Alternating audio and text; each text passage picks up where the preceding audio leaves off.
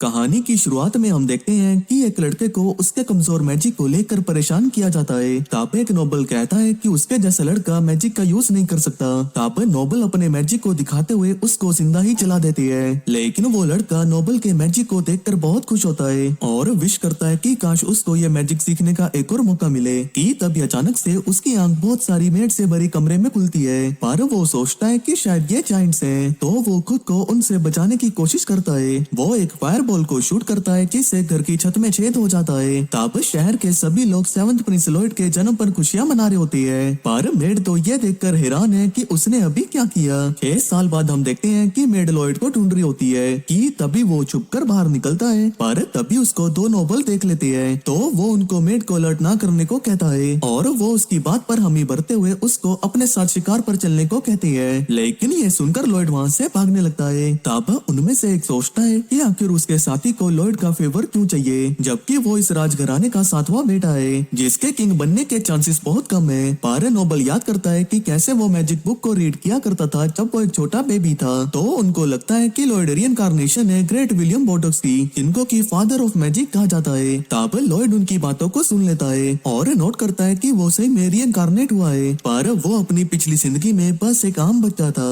जिसके बाद वो लाइब्रेरी में जाता है क्योंकि उसको तो बस मैजिक ही पढ़ी होती है, तो वो जितना हो सके उतने मैजिक को सीखना चाहता है। वो एक किताब को उठाता है, पर उसकी मेड सिल्फा उससे उस किताब को ले लेती है और लॉयड को एहसास होता है कि उसको उन्होंने ढूंढ लिया है। जिसके बाद वो इकट्ठे ट्रेनिंग करना शुरू करते हैं। लॉयड सोचता है कि उसे तलवारबाजी सीखने की कोई जरूरत नहीं है क्योंकि वो तो इस किंगडम के तख्त को पाना नहीं चाहता है, पर सिल्फा कहती है कि उसको इसके बावजूद भी इसे सीखना होगा क्योंकि आखिर वो रॉयल फैमिली का जो मेंबर है। वो कहती है कि उसको तलवारबाजी सिखाना उसकी जिंदगी का मकसद है। तब लॉयड को एहसास होता है कि वो उसको शाम तक प्रैक्टिस करवाती रहेगी। अगर वो उसको अच्छे से तलवारबाजी करके नहीं दिखाएगा तो वो उसको तलवारबाजी दिखाने का सोचकर उसके साथ लड़ना शुरू करता है। तब सिल्फा नोटिस करती है कि वो पहले से भी ज्यादा ताकतवर होता जा रहा है। लॉयड जानता है कि वो अपनी पूरी ताकत का यूज नहीं कर रही है, लेकिन लॉयड तो यहाँ एक कंट्रोलिंग मैजिक का यूज कर उसकी मूवमेंट्स को कॉपी कर रहा है। वो उससे लगातार तलवारबाजी कर रहा होता है, पर उसको एहसास होता है कि उसको अभी भी एक डिसएडवांटेज है क्योंकि वो उससे काफी ज्यादा ताकतवर है। तो वो एक फिजिकल एनहांसमेंट मैजिक का यूज कर उस कमी को भी पूरा कर देता है और साथ में वो लेविटेशन मैजिक का भी यूज करता है। जिसके बाद वो वापस से लड़ना शुरू करते हैं। सिल्फा नोट करती है कि वो पहले से भी ज्यादा ताकतवर हो गया है कि तभी वो कंट्रोल स्पेल को बंद कर उसे चौंका कर आखिरी हमला कर देता है, लेकिन वो उसके हमले को रोक लेती है। कहती है कि उसे पता है कि वो चीटिंग कर रहा है और उसके सर पर मारकर उसे वहीं हरा देती है। वो कहती है कि उसके मैजिक को यूज करने के बाद वो उसमें डिफरेंस को नोटिस कर सकती है, पर वो ये देखकर खुश है कि वो कितना ज्यादा टैलेंटेड है और वो बहुत ही प्राउड है कि वो एक ही बारी में 2 स्पेल का यूज कर सकता है। यहाँ तक कि इंपीरियल मैजिक्स को भी ऐसा करने में प्रॉब्लम आती है, पर लॉयड नोट करता है कि वो असल में 4 स्पेल का यूज कर रहा था और इस बात से खुश है कि उसे उसके फिजिकल एनहांसमेंट और कंट्रोल मैजिक के बारे में पता नहीं चला। अब उसी दिन थोड़ी देर बाद लॉयड को एक खुफिया लाइब्रेरी के बारे में पता लगता है जिसमें एक ग्रिमोर नाम का डीमन है जिसको की एक किताब में सील किया गया है क्योंकि उसने लगभग एक पूरे एम्पायर को खत्म कर दिया था। वो किसी तरह उस खुफिया लाइब्रेरी को ढूंढ लेता है और कंसील मैजिक का यूज कर खुद को छुपा लेता है। जिसके बाद वो उस लाइब्रेरी की एंट्रेंस में जाता है जहाँ एक गार्ड को बहुत ही नींद आ रही होती है, तो दूसरा गार्ड उसको चौकन्ना रहने को कहता है क्योंकि यहाँ अंदर एक बहुत ही खतरनाक डीमन रहता है और लाइब्रेरी का ये मैजिक पूरे किंगडम को तबाह कर सकता है। तब लॉयड चुप के छुपाते वहाँ चले जाता है, पर तभी गार्ड कहता है कि कोई भी उस लाइब्रेरी के अंदर नहीं जा पाएगा क्योंकि 10 पावरफुल मैजिक्स ने मिलकर उसमें एक सील लगा दी है। लेकिन हमारा लॉयड बड़ी आसानी से उसको तोड़ देता है। वो लाइब्रेरी के अंदर जाकर कहता है कि उसे नहीं पता था कि कैसल के अंदर इतनी इंटरेस्टिंग जगह भी होगी। जिसके बाद वो वहाँ पर किताब को पढ़ने लगता है, पर तभी उनमें से एक किताब अचानक से हवा में उड़ने लगती है और उसके अंदर से डीमन ग्रिमोर बाहर आते हैं। वो इस बात से इम्प्रेस्ड है कि एक बच्चे ने इस बैरियर को तोड़ दिया है। वो कहता है कि वो यहाँ पर सील्ड है और लॉयड को कहता है कि वो उसको यहाँ से भागने में मदद करे। कहता है कि ये सील कमजोर हो रही है तो थोड़े ही समय में वो उसको तोड़कर बाहर निकल ही जाएगा। वो लॉयड की इस मदद के बदले उसको ढेर सारा सोना देने को तैयार है, पर उसको एहसास होता है कि ये गोल्ड तो असल में मैजिक से बनाया हुआ है और यहाँ तक कि ये काफी लो क्वालिटी का भी है। तो वो कहता है कि वो किताब को पढ़ने के बाद सील को वापस से लगा देगा। वो कहता है कि उसकी स्टडी किंगडम पर डिपेंड करती है, तो वो इस पढ़ाई को अच्छे से पूरा करना चाहता है। जो जानकर ग्रिमोर चिंता में आ जाता है। वो लॉयड को समझाने लगता है कि वो इंसानों को कोई नुकसान नहीं पहुंचाएगा, पर लॉयड लॉयड जानता है कि उस पर भरोसा किया नहीं जा सकता, लेकिन जब वो मैजिक के बारे में बात करता है कि वो उसको काफी सदी पुराने मैजिक के बारे में सिखाएगा, जो सुनकर लॉयड अपनी किताब को बंद कर लेता है और वो इस आइडिया को सोचकर बहुत खुश है। तो वो एक मैजिक की को बनाकर उस सील को तोड़ देता है। अब यहाँ ग्रिमोर उस कैद से आजाद हो जाता है और लॉयड उसको एक एंशिएंट स्पेल का यूज करने को कहता है। तो वो लॉयड को एक स्पेल आर्क ऑब्स्करा से मारने की कोशिश करता है और रूम उस स्पेल की ताकत से तबाह हो जाता है। ग्रिमोर सोचता है कि उसे अब क्या करना चाहिए अब जब वो इस कैद से आजाद हो गया है। पर हम देखते हैं कि लॉयड उस हमले से बच जाता है क्योंकि उसने खुद को एक बैरियर से प्रोटेक्ट कर लिया था। वो इस एंशिएंट मैजिक को देखकर बहुत इंप्रेस्ड है। उससे एहसास होता है कि उसने आज से पहले ऐसे किसी स्पेल को नहीं देखा। तो वो उसे और भी दिखाने को कहता है और ग्रिमोर उस पर और भी स्पेल का यूज करने लगता है, ये सोचकर कि लॉयड उसको कम आंक रहा है। लेकिन ग्रिमोर के हमले उसके बैरियर को तोड़ नहीं पाते। अब जब लॉयड उस स्पेल को समझ गया है तो वो जानना चाहता है कि आखिर इस तरह के मैजिक के हमले से क्या हो सकता है। तो वो उस मैजिक को अपनी उंगली से छूता है जिससे कि उसकी उंगली को बहुत ही नुकसान होता है। लॉयड सोचता है कि आखिर ग्रिमोर उसको और क्या क्या दिखा सकता है, जो सुनकर ग्रिमोर गुस्सा होकर अपने एक और सर को बाहर निकाल लेता है और दो स्पेल को एक ही वक्त में कंबाइन कर बहुत ही पावरफुल अटैक कर देता है। तब लॉयड इस स्पेल को देखता है और नोट करता है कि दो स्पेल को एक ही समय पर कास्ट करना आमतौर पर इम्पॉसिबल है, लेकिन डीमन अपने एक और सर को बना सकती है, जिसका मतलब कि वो और भी एडवांस मैजिक का यूज कर सकते हैं। तब ग्रिमोर को यकीन नहीं होता कि उसका सबसे ताकतवर स्पेल काम नहीं करा, जबकि लॉयड तो एक्साइटेड है कि वो नई चीजें सीखने वाला है। तब ग्रिमोर वहाँ से भागने की कोशिश करता है पर उसको एहसास होता है कि यहाँ पर एक बैरियर लगाया हुआ है। तो वो सोचता है कि आखिर लॉयड और कितने बैरियर को बना सकता है। लॉयड बताता है कि वो कैसल के नीचे है। वो पहले ही सेफ्टी का ध्यान रखना चाहता है क्योंकि वो नहीं चाहता कि उसका मैजिक पिछली बार की तरह आउट ऑफ कंट्रोल हो जाए। और हम देखते हैं कि पूरी लाइब्रेरी को बैरियर मैजिक से प्रोटेक्ट किया गया है। वो कहता है कि वो ग्रिमोर के डिफेंसिव मैजिक को भी देखना चाहता है और वो ग्रिमोर पर अपनी फायरबॉल से हमला कर देता है जिससे ग्रिमोर जलकर पापड़ बन जाता है। लेकिन लॉयड सोचता है कि आखिर उसने खुद को डिफेंड क्यों नहीं किया। तब लॉयड अपने मैजिक का यूज कर लाइब्रेरी को ठीक कर देता है और ग्रिमोर उसके इस मैजिक को देखकर बहुत इंप्रेस्ड होता है। तो वो उसको अपना मास्टर कहकर बुलाता है। पर लॉयड सोचता है कि ग्रिमोर तो बहुत अमेजिंग है क्योंकि डीमंस को मैजिक से मारा नहीं जा सकता। वो सोचता है कि आखिर डीमन कितने दर्द को सह सकता है, जो सुनकर ग्रिमोर की फट जाती है और वो कसम खाता है कि वो लॉयड का हमेशा वफादार रहेगा। इस बात के लिए वो मान जाता है पर सोचता है कि ग्रिमोर को अपने हुलिये को चेंज करना होगा। तो वो अपने आप को क्यूट एनिमल में ट्रांसफॉर्म कर लेता है इस उम्मीद में कि जब लॉयड का ध्यान नहीं होगा तो वो उस पर हमला कर देगा। तब लॉयड ग्रिमोर को उसके कपड़ों में छुपने को कहता है। ग्रिमोर सोचता है कि ये कितना बड़ा बेवकूफ है क्योंकि अगर वो उसके ज्यादा करीब रहा तो वो उसके माइंड को भी कंट्रोल कर सकता है। पर जब वो उसको टच करता है तो उसको एहसास होता है कि लॉयड का माना बहुत ही ज्यादा ताकतवर है, जिसका मतलब कि वो उसके खिलाफ कुछ नहीं कर पाएगा। ग्रिमोर सोचता है कि उसे अभी के लिए उसकी सारी बातें माननी चाहिए। देखो देखो कितना मासूम बन रहा है, पर रहेगा तो ये अंदर से शैतानी। जिसके बाद वो लॉयड को उसको ग्रिम बुलाने को कहता है और वो लॉयड का दोस्त बनने का नाटक करने लगता है। आप यहाँ हम देखते हैं कि सेकंड प्रिंस एल्बर्ट तैयार हो रहे होते हैं और वो लॉयड से मिलने जाते हैं। तो ग्रिम उनके आने से पहले छिप जाता है। जिसके बाद वो सभी ट्रेनिंग फील्ड में जाते हैं जहाँ एल्बर्ट अपने मैजिक का यूज कर टारगेट को हिट कर रहा होता है और लॉयड ग्रिम को बताता है कि एल्बर्ट बहुत ही ताकतवर और स्मार्ट भी है। तो नोबल्स को लगता है कि शायद वही अगला किंग बनेगा। उसके पास कैसल के किसी भी एरिया में जाने की परमिशन भी है। जिसके बाद वो लॉयड को उसको ज्वाइन करने को कहते हैं। वो सोचता है कि ऐसा मौका बहुत ही कम मिलता है कि वो सबके सामने अपने मैजिक को दिखा सके।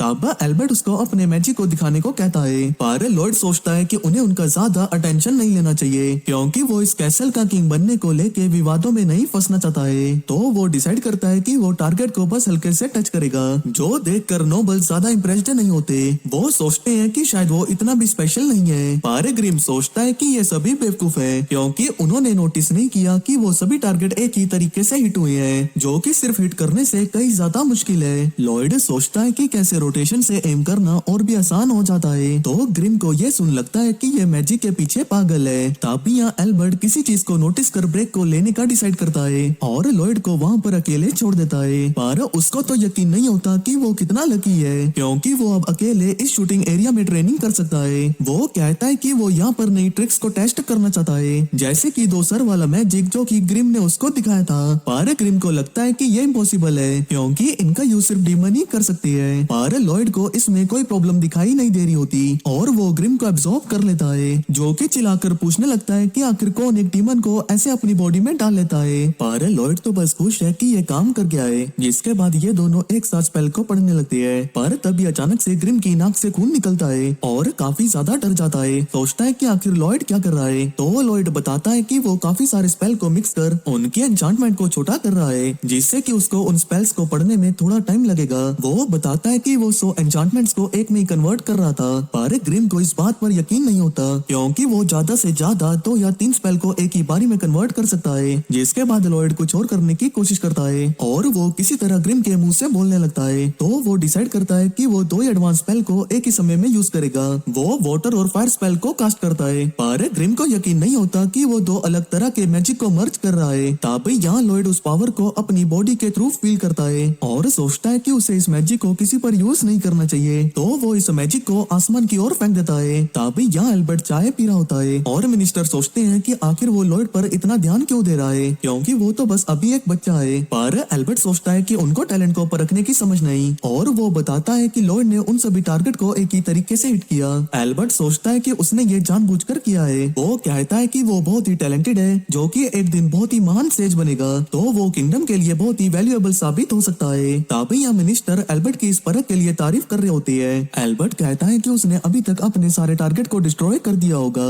वहीं जब ये आदमी खिड़की के बाहर देखता है तो देखता है कि बाहर अंधेरा छाया हुआ है। हम देखते हैं कि यहाँ ट्रेनिंग ग्राउंड पूरी तरह से डिस्ट्रॉय हो गया है और ग्रिम बहुत ही ज्यादा डरा हुआ है, क्योंकि लॉयड ने आसमान में छेद कर दिया है। वो अपने इस मैजिक से बहुत ही खुश है, पर आसमान में हुए इतने बड़े छेद को देखकर डर जाता है। वो सोचता है कि आखिर वो इसको कैसे ठीक करे, पर थोड़ी देर बाद वो अपने आप ही वहाँ से गायब हो जाता है। अब अगले दिन ग्रिम उस हॉल को न्यूज़पेपर में देखता है, पर लॉयड तो इन एडवेंचरर की पार्टी में इंटरेस्टेड है जिन्होंने एक ए रैंक के डंजन को क्लियर किया है। वो सोचता है कि यही वो मौका है वहाँ से मैजिकल आइटम्स को लाने का। तो वो डिसाइड करता है कि वो एक डंजन में जाएंगे, पर ग्रिम कहता है कि वो ऐसा नहीं कर सकते। वो याद दिलाता है कि अगर वो यहाँ से गया तो सभी लोग उसको नोटिस कर लेंगे, पर वो सोचता है कि वो इस चीज को संभाल सकता है और एक गोली का यूज कर अपना एक क्लोन बना लेता है। ग्रिम को एहसास होता है कि ये क्लोन लॉयड के जैसा ही दिख रहा है, तो वो यहाँ से बाहर जा सकता है। अरे ये पत्ता किसने लगाया भाई? पर वो जानता है कि इतना सिल्फा को बेवकूफ बनाने के लिए काफी नहीं, तो वो समझाता है कि उसके पास इसके लिए एक प्लान है। हम देखते हैं कि लॉयड कैसल से बाहर जा रहा होता है और इतनी दूर से ग्रिम से बात कर रहा होता है कि आखिर वो वहाँ कैसा है। तो ग्रिम बताता है कि वो लॉयड की तरह ही एक्टिंग करने की कोशिश कर रहा है। वो याद करता है कि कैसे लॉयड ने उसके माइंड को क्लोन में डाला है और उसकी बॉडी को अपने हाथ में, जिससे कि वो लॉयड से बहुत इंप्रेस होता है। वो ग्रिम से कहता है कि वो सिल्फा से मिल ले जबकि वो डंजन में जा रहा है। पर तभी ग्रिम को एहसास होता है कि लॉयड के यहाँ से जाने से वो जो चाहे वो कर सकता है। पर तभी लॉयड कहता है कि वो काफी खुश है कि उसके पास ग्रिम के जैसा दोस्त है। तभी ये बात ग्रिम के दिल को छू लेती है, तो वो लॉयड को अपना ध्यान रखकर जल्दी से वापस आने को कहता है। वो सोचता है कि आखिर वो एक डंजन को कैसे ढूंढे और देखता है कि एक लड़की और के झुंड से भाग रही होती है। पर तभी वो उन पर हमला करके उनको नानी याद दिला देती है। लॉयड को एहसास होता है कि उसने ये अपनी ब्रीदिंग टेक्निक से किया है और उसने फॉरेन कंट्रीज में पढ़ा है कि फाइटर्स अपनी ब्रीदिंग एनर्जी को चैनल कर की का यूज करते हैं, जो कि उनको बहुत सारी इनक्रेडिबल टेक्निक का यूज करने में हेल्प करता है। तब वो लड़की नोटिस करती है कि लॉयड उसको ऊपर से देख रहा है, तो वो अपने आप को उससे इंट्रोड्यूस करने का सोचता है। पर तभी ग्रिम उसको याद दिलाता है कि वो खुद को 7th प्रिंस के तौर पर इंट्रोड्यूस नहीं कर सकता, जो सुनकर लॉयड को एहसास होता है कि वो सही कह रहा है। लेकिन वो लड़की पहले ही उसकी ओर बढ़ गई है और अपने आप को उससे लड़ने के लिए तैयार कर लेती है। पर हम देखते हैं कि उसने अपनी अपीयरेंस को चेंज कर खुद को रॉबर्ट कहकर इंट्रोड्यूस करता है। हमें पता लगता है कि उसने इल्यूजन स्पेल का यूज किया है, जिससे कि वो उन्हीं लोगों में ट्रांसफॉर्म हो सकता है जिनसे कि पहले वो मिला हुआ है। तो वो अपनी डबल इनकांटेशन का यूज कर अपनी अपीयरेंस को एल्बर्ट के साथ मर्ज कर लेता है। तब वो लड़की अपने आप को क्लास बी एडवेंचरर ताओ से इंट्रोड्यूस करती है और वो इस बात पर यकीन नहीं कर पा रही कि ये लड़का कितना हैंडसम है। वो सोचती है कि अपनी 18 सालों की ट्रेनिंग के बाद वो फाइनली उस इंसान के साथ मिल गई है जिसके साथ वो रहना चाहती है। तो वो डिसाइड करती है कि वो उसको अपना बॉयफ्रेंड बनाएगी। लॉयड बताता है कि वो तो बस यहाँ पर एक डंजन को ढूंढ रहा है, तो वो तुरंत ही उसकी मदद करने के लिए मान जाती है। जिसके बाद वो एक डंजन में पहुँचते हैं जहाँ ताओ उसके लिए सभी मॉन्स्टर्स को मार देती है। वो सोचती है कि क्या वो उसकी ताकत से इम्प्रेस हुआ है, लेकिन वो तो उन क्रिस्टल्स को उठाने में ज्यादा इंटरेस्टेड होता है। जिसके बाद वो रुक कर थोड़ा खाना खाने का डिसाइड करती है और तब लॉयड उससे की के बारे में पूछता है, तो वो हैरान है कि वो इसके बारे में जानता है, क्योंकि की के बारे में इस कॉन्टिनेंट में ज्यादा लोग नहीं जानते। वो कहती है कि ये की ब्रीदिंग टेक्निक से सर्कुलेट होती है, जो कि अपने यूजर को सुपर नेचुरल पावर गेन करने में मदद मदद करती है। वो बताती है कि इसमें बहुत सारी प्रैक्टिस की जरूरत होती है और तभी वो नोटिस करती है कि वो इसकी प्रैक्टिस कर रहा है, लेकिन तभी उसको अपने लंग्स में दर्द महसूस होता है, जो देख घबराकर वो पूछती है कि आखिर वो क्या कर रहा है, जिस पर वो बताता है कि वो उस चीज को कॉपी कर रहा है जो कि उसने उसको बताया है। वो चिंता में है क्योंकि उसको देखकर ऐसा लग रहा है कि उसकी लंग्स में दिक्कत हो गई है, लेकिन वो उसको इग्नोर कर उसको वापस से प्रैक्टिस करने की कोशिश करता है क्योंकि उसको माना में से अलग सी एनर्जी का महसूस होता है। वो सोचता है कि वो इसका यूज कर अपने मैजिक को और भी इम्प्रूव कर सकता है और ताओ नोटिस करती है कि वो इसमें सही में इंटरेस्टेड है, तो वो उसको की के बारे में सिखाने का डिसाइड करती है, लेकिन वो उसकी खूबसूरती को देखकर डगमगा जाती है और वो उसको बार बार डंजन से निकलने से पहले अपनी ब्रीदिंग को मेंटेन करने को कहती है। तब यहाँ हम वापस ग्रिम के पास आते हैं, जिसके पास अचानक से सिल्फा आ जाती है, तो वो उसको देखकर डर जाता है। दूसरी तरफ यहाँ टाओ लगातार मॉन्स्टर्स को हरा रही होती है और बताती है कि उसने डंजन के बॉस को की बस्ट का यूज कर खत्म कर दिया था, जिसके बाद वो रिवॉर्ड को कलेक्ट करने चाहती है। पर टाओ को लगता है कि उन्हें इस चेस्ट के अंदर कुछ खास नहीं मिलेगा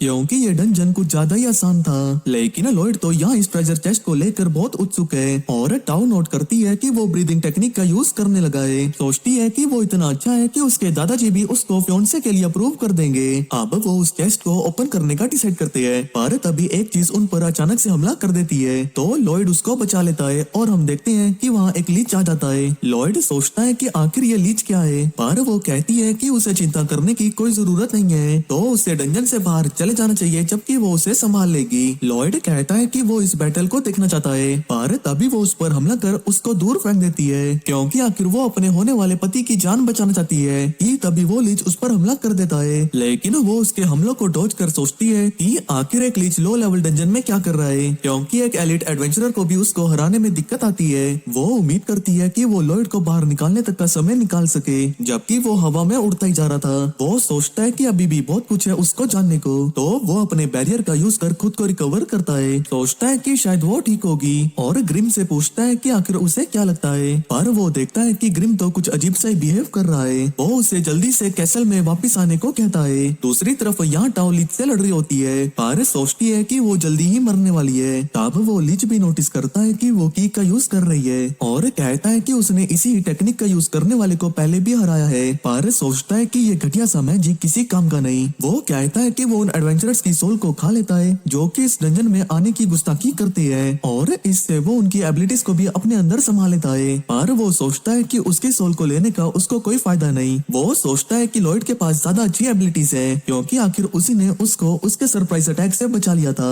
तब टाओ को एहसास होता है कि लॉयड और लीच दोनों ही नॉलेज के पीछे है, पर वो दोनों एक दूसरे के बिल्कुल अलग है क्योंकि लॉयड तो एक छोटी चीज को भी बहुत इंटरेस्टिंग मानता है। वो खुश है कि लॉयड को की बहुत इंप्रेसिव लगी और वो इस कंट्री के लोगों से भी अलग है जो कि की को एक बेकार टेक्निक समझते हैं। तब लीच सोचता है कि वो बेकार की बातें किए जा रही है, लेकिन तभी टाओ उस पर हमला कर देती है, तो वो अपने आप को एक बैरियर से बचा लेता है, पर वो उस पर लगातार हमला करे जाती है और कहती है कि वो इस की ट्रेनिंग बचपन से करती आ रही है और उसने मार्शल आर्ट्स के लिए अपना सब कुछ कुर्बान कर दिया, जिस वजह से उसका कोई बॉयफ्रेंड नहीं है। वो किसी तरह लीच के बैरियर को तोड़ देती है और अपनी सारी ताकत का यूज कर की से हमला कर देती है, लेकिन इस चीज के चलते वो बहुत ज्यादा थक जाती है, यहाँ तक कि वो अपनी बॉडी को हिला भी नहीं पा रही होती और उसको पता लगता है कि लीच ने उस हमले को डॉज कर लिया है। वो कहता है कि वो बहुत ही कमजोर है उसको हराने के लिए और कहता है कि अब उसे अपनी जान देनी होगी, जिसके बाद वो अपने स्पेल को कास्ट कर टाओ पर हमला कर देता है, पर तभी हम देखते हैं कि उसका ये स्पेल टूटने लगता है और हम देखते हैं कि लॉयड ने टाओ को अपने बैरियर से बचा लिया है। लॉयड कहता है कि उसको यहाँ से संभालने दो क्योंकि उसे जल्दी ही घर वापस जाना है। तब लीच अपने स्पेल को कास्ट करने लगता है, पर लॉयड अचानक से उसके पीछे आ जाता है, तो वो हैरान होता है कि आखिर लॉयड बिना एन्चांटमेंट के मैजिक का यूज कैसे कर रहा है। टाओ को एहसास होता है कि वो की का यूज कर रहा है और तभी लीच उस पर हमला कर देता है, पर वो अपनी की और मैजिक को यूज करने में फोकस करता है। वो बार बार अपनी इस टेक्निक की प्रैक्टिस करता रहता है जबकि लीच उस पर हमला किया जा रहा है, पर तभी उसको एहसास होता है कि उसका ये बैरियर अंदर आने वाली हवा को रोक रहा है, तो वो उस बैरियर को हटा देता है, पर लीच को लगता है कि उसने उस बैरियर को तोड़ दिया है, जिसके बाद वो उसकी ओर कॉम्बाइंड अटैक से हमला करता है, पर लॉयड अपनी की का यूज कर उसका इस हमले को डॉज करता है और आखिरी में किसी तरह की और माना को मर्ज कर देता है, जिसका यूज कर वो लीच के हमले को रोक लेता है, पर उसको लगता है कि ये इतना भी ताकतवर नहीं है, तो वो की पर फोकस करता हुआ उस पर की बर्स्ट से हमला कर देता है और लीच हैरान होता है कि आखिर वो बिना किसी मंत्र को पढ़े उस पर हमला हमला कैसे कर रहा है। सोचता है कि क्या ये की टेक्निक इतनी ज्यादा ताकतवर है। यहाँ लॉयड अपनी इस टेक्निक को इम्प्रूव किया जा रहा है और वो लीच को बीच में से काट कर उसको हराने में कामयाब हो जाता है। तब टाओ को लगता है कि ये बहुत ही अमेजिंग है। जिसके बाद वो डंजन के रिवॉर्ड को कलेक्ट करती है और टाओ ये रिवॉर्ड देखकर खुश नहीं है, पर लॉयड उसको रखने का सोचता है क्योंकि उसको लगता है कि इस चाकू में कुछ खास बात है। कि तभी वो डंजन अचानक से बंद होने लगता है और टाओ बताती है कि ऐसा तब होता है जब उस डंजन के ट्रेजर को ले लिया जाता है। लॉयड को लगता है कि ये चेस्ट असल में डंजन का कोर है, तो इसको तो मैं अपने साथ ही लेके जाऊंगा। इतनी मशक्कत करने के बाद उसको चेस्ट का ऊपरी हिस्सा मिलता है और वो डंजन के बाहर आ जाती है। तब यहाँ टाओ उससे बहुत इम्प्रेस्ड है, पर उससे पूछती है कि आखिर उसने मैजिक का यूज क्यों नहीं किया और सोचती है कि शायद वो अपने माना को बचा रहा है। पर लॉयड कहता है कि उसको उसके साथ मजा आया और अब उसे यहाँ से जाना होगा। तो वो वहाँ से हवा में उड़ने लगता है। वो बताती है कि उसने एक सीक्रेट टेक्निक की ब्लेड का यूज किया है और वो जानती है कि वो इतनी स्ट्रॉन्ग नहीं है कि वो उसका यूज कर सके, तो वो वादा करती है कि वो इम्प्रूव करेगी। जिसके बाद लॉयड वहाँ से चले जाता है और टाओ चाहती है कि वो उसके लिए बहुत ही बेहतर बने, पर तभी उसको एहसास होता है कि वो उसको आज के बाद कभी नहीं मिल पाएगी। अब यहाँ लॉयड कैसल के अंदर आ जाता है और देखता है कि ग्रिम को मार मार कर जमीन में लेटा रखा है। मारा, मुझे उस टायर ने मारा। तब हम यहाँ पास्ट में देखते हैं कि सिल्फा ने उसको प्रैक्टिस मैच के दौरान बहुत ही मारा होता है। ये सोचकर कि लॉयड पहले से भी ज्यादा कमजोर हो गया है, तो यहाँ ग्रिम जोरों से रोने लगता है कि आखिर लॉयड तुम जल्दी क्यों नहीं आए। लेकिन ग्रिम तो इस बात से ज्यादा परेशान होता है कि उसने लॉयड के लिए इतनी मार सिर्फ इस घटिया चाकू के लिए खाई। पर लॉयड उसको समझाता है कि यही असली खजाना है। जिसके बाद वो उसको एक गर्म पानी में रखकर उसकी ऊपर की परत को निकालता है और देखता है कि उसके ऊपर एन्चांटमेंट्स की गई है। दरअसल एक वेपन के ऊपर एन्चांटमेंट लिखकर उसकी ताकत को बढ़ाया जाता है और उसको एहसास होता है कि इस वेपन को भी एन्चांटमेंट करके इसकी पावर को बढ़ाया गया है। ग्रिम सोचता है कि क्या वो भी इन एन्चांटमेंट को बना सकता है, पर वो कहता है कि ये टेक्निक सीखने में बहुत मुश्किल है और अगर वो इसको ठीक से नहीं कर पाया तो वो इस एन्चांटमेंट की पावर को भी खो सकता है। तो वो डिसाइड करता है कि वो इन एन्चांटमेंट को समझकर खुद का एक बनाने की कोशिश करेगा और वो इसके लिए प्योरिफिकेशन मैजिक का यूज करता है, जिससे कि उसको इस माना के एसेंस की रेसिपी का पता लग जाता है। लॉयड को एहसास होता है कि ये तेल सिल्वर और हेमाटाइट से बना हुआ है, पर ग्रिम सोचता है कि इनको पाना थोड़ा मुश्किल है क्योंकि ये सभी एक मॉन्स्टर के कोर से बने हुए हैं। पर लॉयड कहता है कि उनके पास पहले ही एक डंजन का कोर है, तो उनको तो बस एक सिल्वर और ऑयल की जरूरत है, जिसके बाद वो काफी सारे हथियारों में इन एन्चांटमेंट का यूज कर सकती है। तब लॉयड किंग के पास जाकर चांदी के सिक्के मांगता है और उसके पापा उसको सिक्कों का भरा बैग दे देते हैं, तो वो खुशी खुशी वहाँ से जाने लगता है। पर किंग सोचते हैं कि उसका बेटा बहुत ही सिंपल है कि वो उनसे बस चांदी के सिक्के मांग रहा है। जिसके बाद लॉयड और ग्रिम उन सिक्कों को पिघाल देती है और आगे हम देखते हैं कि लॉयड सिल्फा से लड़ रहा होता है, जहाँ वो अपनी पूरी ताकत से स्प्रिंट स्पेल का यूज कर उसके पास आ जाता है और जमीन को बदल कर उसके बैलेंस को बिगाड़ने की कोशिश करता है। जिसके बाद वो उस पर हमला करने की कोशिश करता है, लेकिन वो वहाँ से गायब होकर उस पर हमला करके उससे हरा देती है। जिसके बाद वो उसको उनकी डील के हिसाब से एक तेल दे देती है। पर लॉयड उसको याद दिलाता है कि डील तो ये थी कि वो उसको ऑयल तब देगी जब वो उसको हिट करेगा,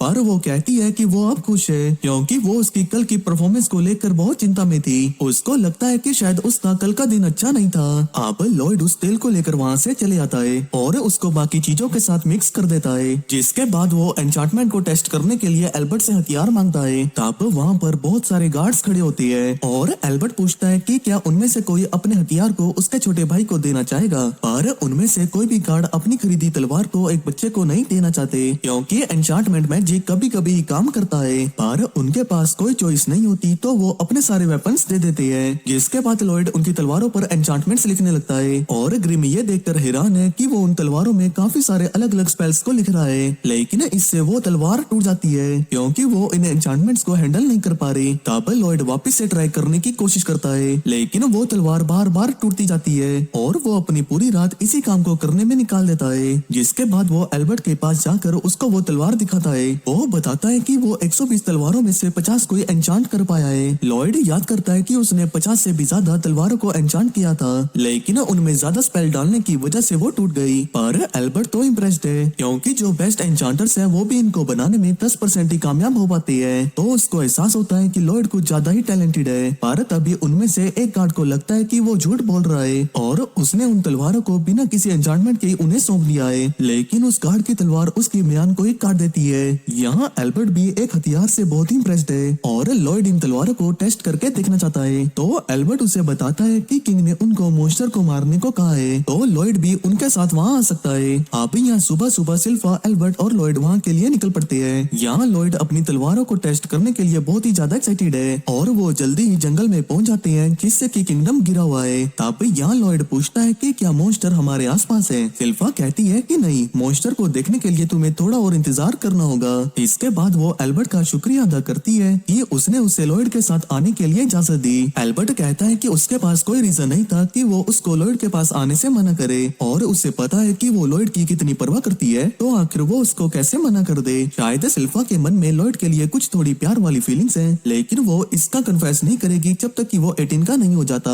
इसके बाद एल्बर्ट उसकी थोड़ी और टांग खींचता है, लेकिन जब सिल्फा अपनी तलवार बाहर निकालती है तो वो समझ जाता है कि अब उसके मुंह बंद रखने का वक्त आ गया है। पर सिल्फा ने अपनी वो तलवार उसके चढ़ाने के लिए नहीं निकाली थी, बल्कि इसीलिए निकाली थी क्योंकि उनके सामने कुछ मॉन्स्टर्स हैं और उन पर वो सभी मॉन्स्टर हमला कर देते हैं। तो सभी सोल्जर्स एल्बर्ट को बचाने के लिए तैयार हो जाते हैं। तब यहाँ लॉयड थोड़ा सा घबराया हुआ लगता है, पर ग्रिम जानता है कि उसने पहले ही उन सभी को नोटिस कर लिया था क्योंकि टाउ ने उसको एक ऐसी की टेक्निक सिखाई है जिससे कि वो अपने आसपास के सभी मॉन्स्टर को सेंस कर सकता है। ये एक बहुत ही बेसिक की टेक्निक है लेकिन काफी ज्यादा काम की, और ग्रिम को उसकी ये नॉलेज देखकर थोड़ा थोड़ा डर लगने लगा है। जिसके बाद वो उस बैटल को देखते हैं और यहाँ गार्ड्स को भी यकीन नहीं होता कि उनकी तलवार की धार कितनी तेज है क्योंकि वो उन भेड़ियों को एक कागज के टुकड़े की तरह काट रही है, जो देख लॉयड को एहसास होता है कि वो एन्चांटमेंट काम कर गई है। तब यहाँ एल्बर्ट सभी को कहता है कि यही उसके छोटे भाई की ताकत है, और सिल्फा भी सोचती है कि वो कितना अमेजिंग है क्योंकि उन भेड़ियों की लाशों के ढेर के ऊपर खड़ी हुई है। पर लॉयड नोटिस करता है कि उसने उसके वेपन को एन्चांट नहीं किया था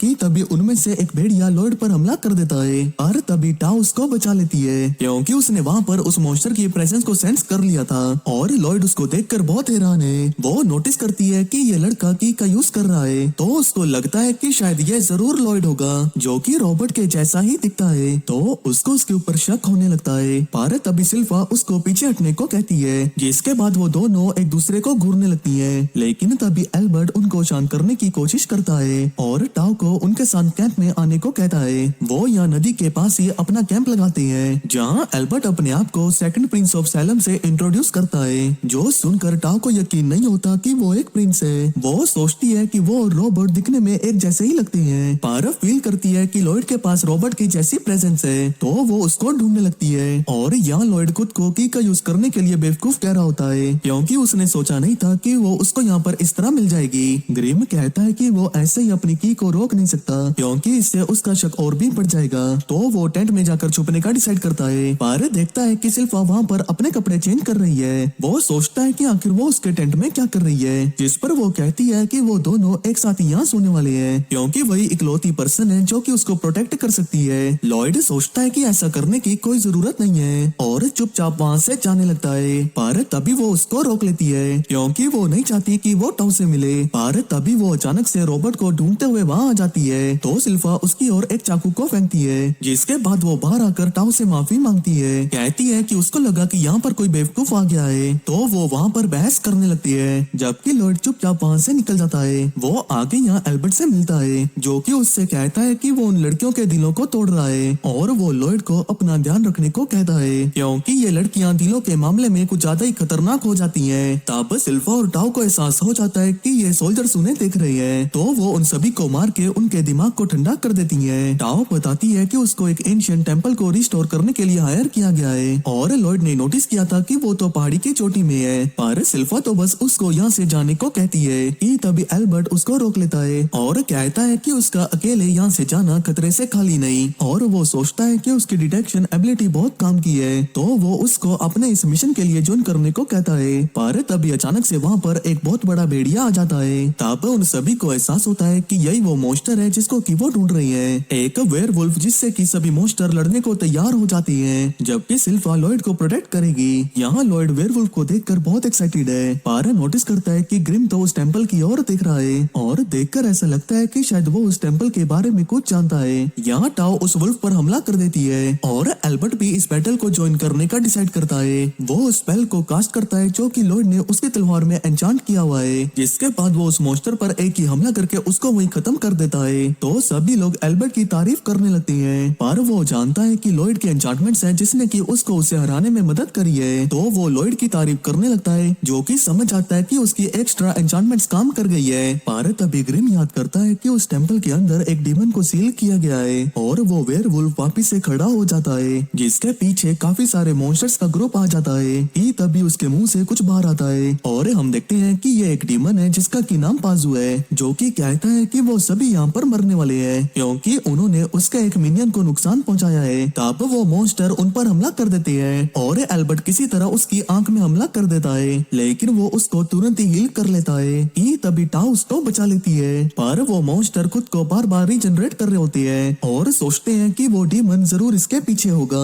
ग्रिम नोटिस करता है कि पाजू अपने माना को ट्रांसफर कर उन मॉन्स्टर्स को कंट्रोल कर रहा है और वो उनके अंदर अपने माना को भर के उनको वापस से रीजनरेट कर रहा है, जिसका मतलब कि ये लड़ाई तब तक खत्म नहीं होगी जब तक कि वो उसको हरा ना दे। पर लॉयड तो यहाँ माना ट्रांसफर को सीखने के बारे में बहुत ज्यादा इंटरेस्टेड है, पर ग्रिम सोचता है कि ये सही समय नहीं है क्योंकि सभी लोग अपनी जान की बाजी लगाकर लड़ रहे हैं। पर लॉयड सोचता है कि सब कुछ ठीक रहेगा और वो ग्रिम को उसको सिखाने को कहता है। पाजू देखता है कि उनमें से कुछ के पास टैलेंट है पर उनमें से ज्यादातर अपने वेपन की वजह से जिंदा है, लेकिन वो सोचता है कि लॉयड इन सब में से बेकार है, तो वो उसका वहाँ मजाक उड़ाने लगता है और सिल्फा इस बात से गुस्सा हो जाती है। तब टाउ उसके ओरा को सेंस कर लेती है, जिसके बाद वो लॉयड से बैटल में जाने के लिए परमिशन मांगने लगती है, तो वो उसको जो चाहे वो करने को कहता है। जिसके बाद वो पाजू के सामने खड़ जाती है, जो कि सोचता है कि क्या वो उससे लड़ने आई है, पर वो कहती है कि वो उससे आ रही स्मेल से बहुत परेशान है, जो कि लॉयड के सांस लेने की हवा को खराब कर रही है। तो वो डिसाइड करती है कि वो उसको वहीं पर मार देगी, लेकिन पाजू सोचता है कि वो उसके मिनियंस को नहीं हरा पाएगी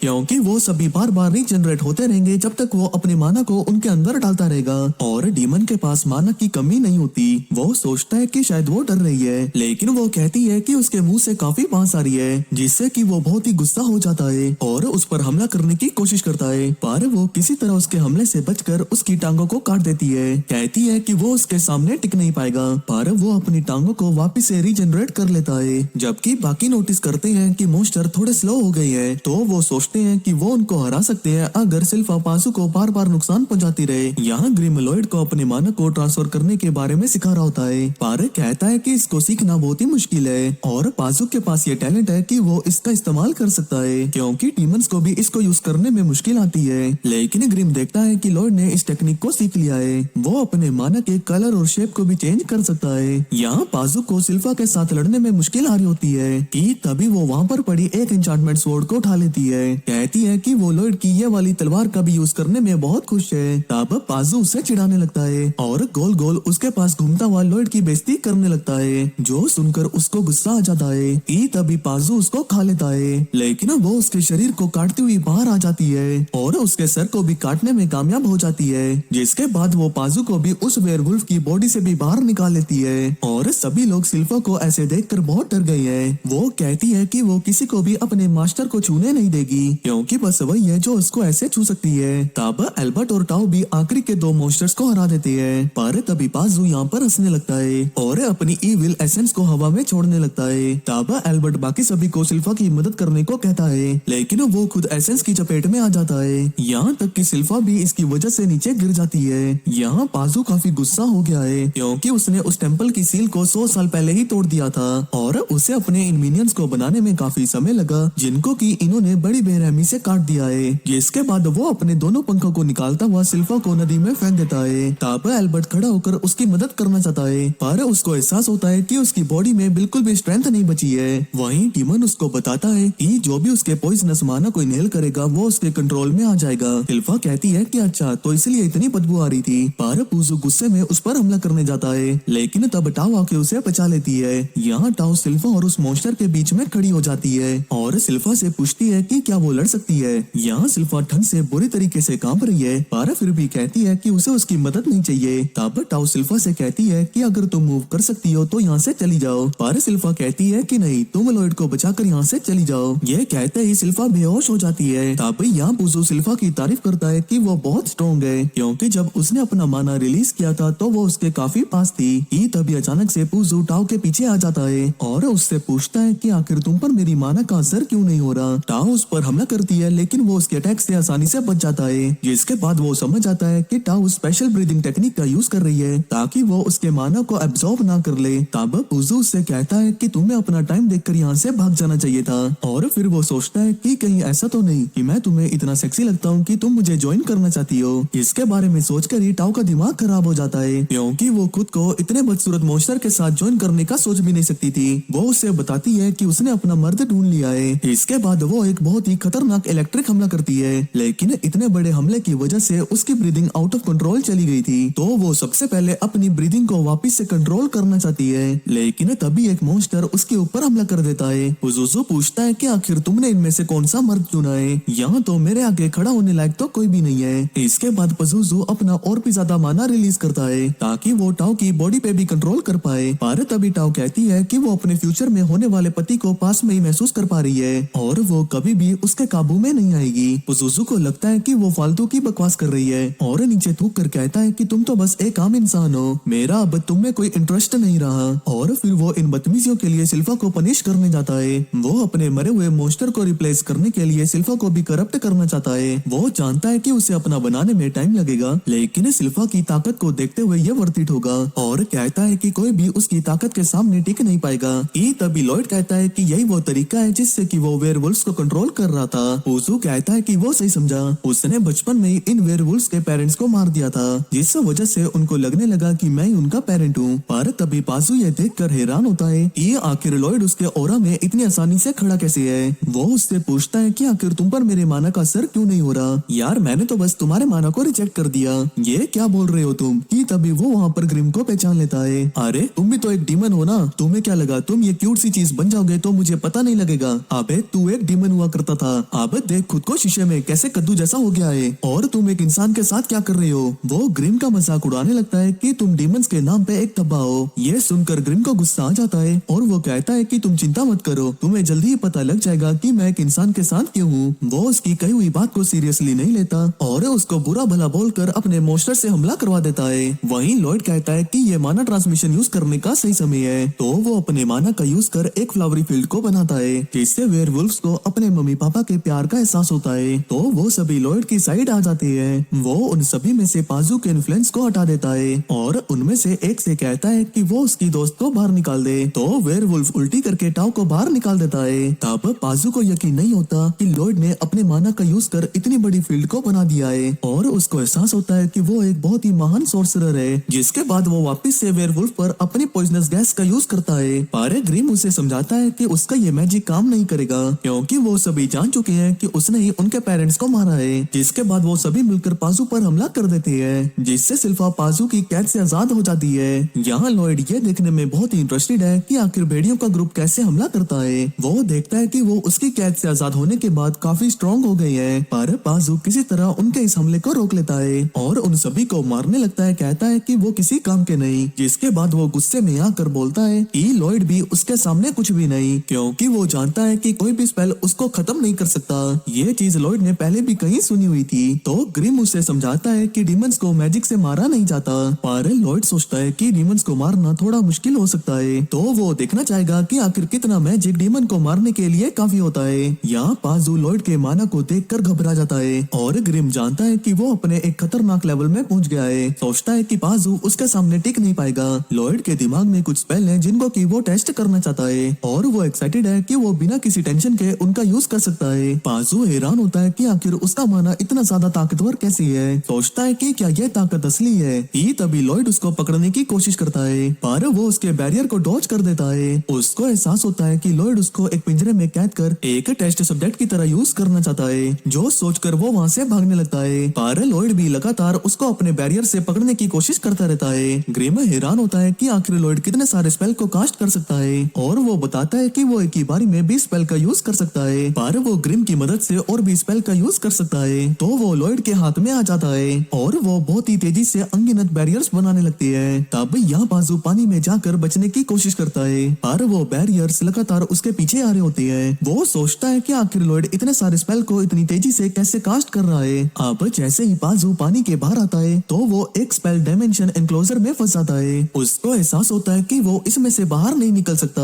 लॉयड सोचता है कि आखिर वो इतना चिंता में क्यों है, क्योंकि मैजिक तो उसके खिलाफ काम नहीं कर सकता। पर तभी वो याद करता है कि पाजू ने वेयरवुल्व्स के पेरेंट्स को मारा है और यहाँ तक कि उसने उनके ऊपर एक्सपेरिमेंट्स को भी परफॉर्म किया है, तो उसको इस बारे में शिकायत नहीं करनी चाहिए कि आखिर लॉयड उसके साथ क्या करने वाला है। यहाँ लॉयड अपनी हाई स्पीड कास्टिंग का यूज करता है, जो देख पाजू घबरा कर अपनी जान की भीख मांगने लगता है। पर लॉयड तो उसके ऊपर अपने 4 एलिमेंट से हमला करने को तैयार है, जो जानकर पाजू बहुत ही डर जाता है, क्योंकि उस पर पहले कभी इस तरह के मैजिक से हमला नहीं हुआ है। तो शायद ऐसा हो सकता है कि वो इस मैजिक से मारा जाए। यहाँ लॉयड पर मिनट में 240 स्पेल को कास्ट करने लगता है और डिसाइड करता है कि वो इसको 30 मिनट तक करता रहेगा। पर उसको एहसास होता है कि पाजू ने 5 मिनट के बाद रिस्पॉन्ड करना बंद कर दिया है। ग्रिम को लगता है कि ये मल्टीपल स्पेल के यूज करने से उसको स्ट्रेस हो गया है और पाजू सोचता है कि आखिर वो इतनी सालों की प्रेपरेशन के बाद इतनी आसानी से कैसे हार गया। तभी यहाँ एल्बर्ट और बाकी सब अपने होश में आ जाते हैं। तो लॉयड यहाँ कोई बहाना बनाने का सोचता है। वो फटाक से एल्बर्ट के पास जाता है। वहीं ग्रिम पाजू से कहता है कि अब तुम्हें पता चला कि मैं उसको फॉलो क्यों करता हूँ, मैं भी उससे बदला लेना चाहता हूँ, तो मैं बस ताकत इकट्ठा कर रहा हूँ और अपने मौके का इंतजार कर रहा हूँ। वैसे भी लॉयड अपनी जिंदगी को एंजॉय करता है, तो मुझे उसके साथ घूमने में भी मजा आता है। इसके बाद पजुजू की बॉडी राख में बदल जाती है और ग्रिम उसे एब्जॉर्ब कर लेता है, जिससे उसकी ताकत और ज्यादा बढ़ जाती है। ग्रिम को लगता है कि वो लॉयड के साथ अपने रीमैच के लिए तैयार है, लेकिन तभी वो सोचता है कि नहीं नहीं, अभी तो बहुत टाइम है। तभी यहाँ लॉयड सभी को बताता है कि रॉबर्ट ने यहाँ आकर उस डीमन को हरा दिया।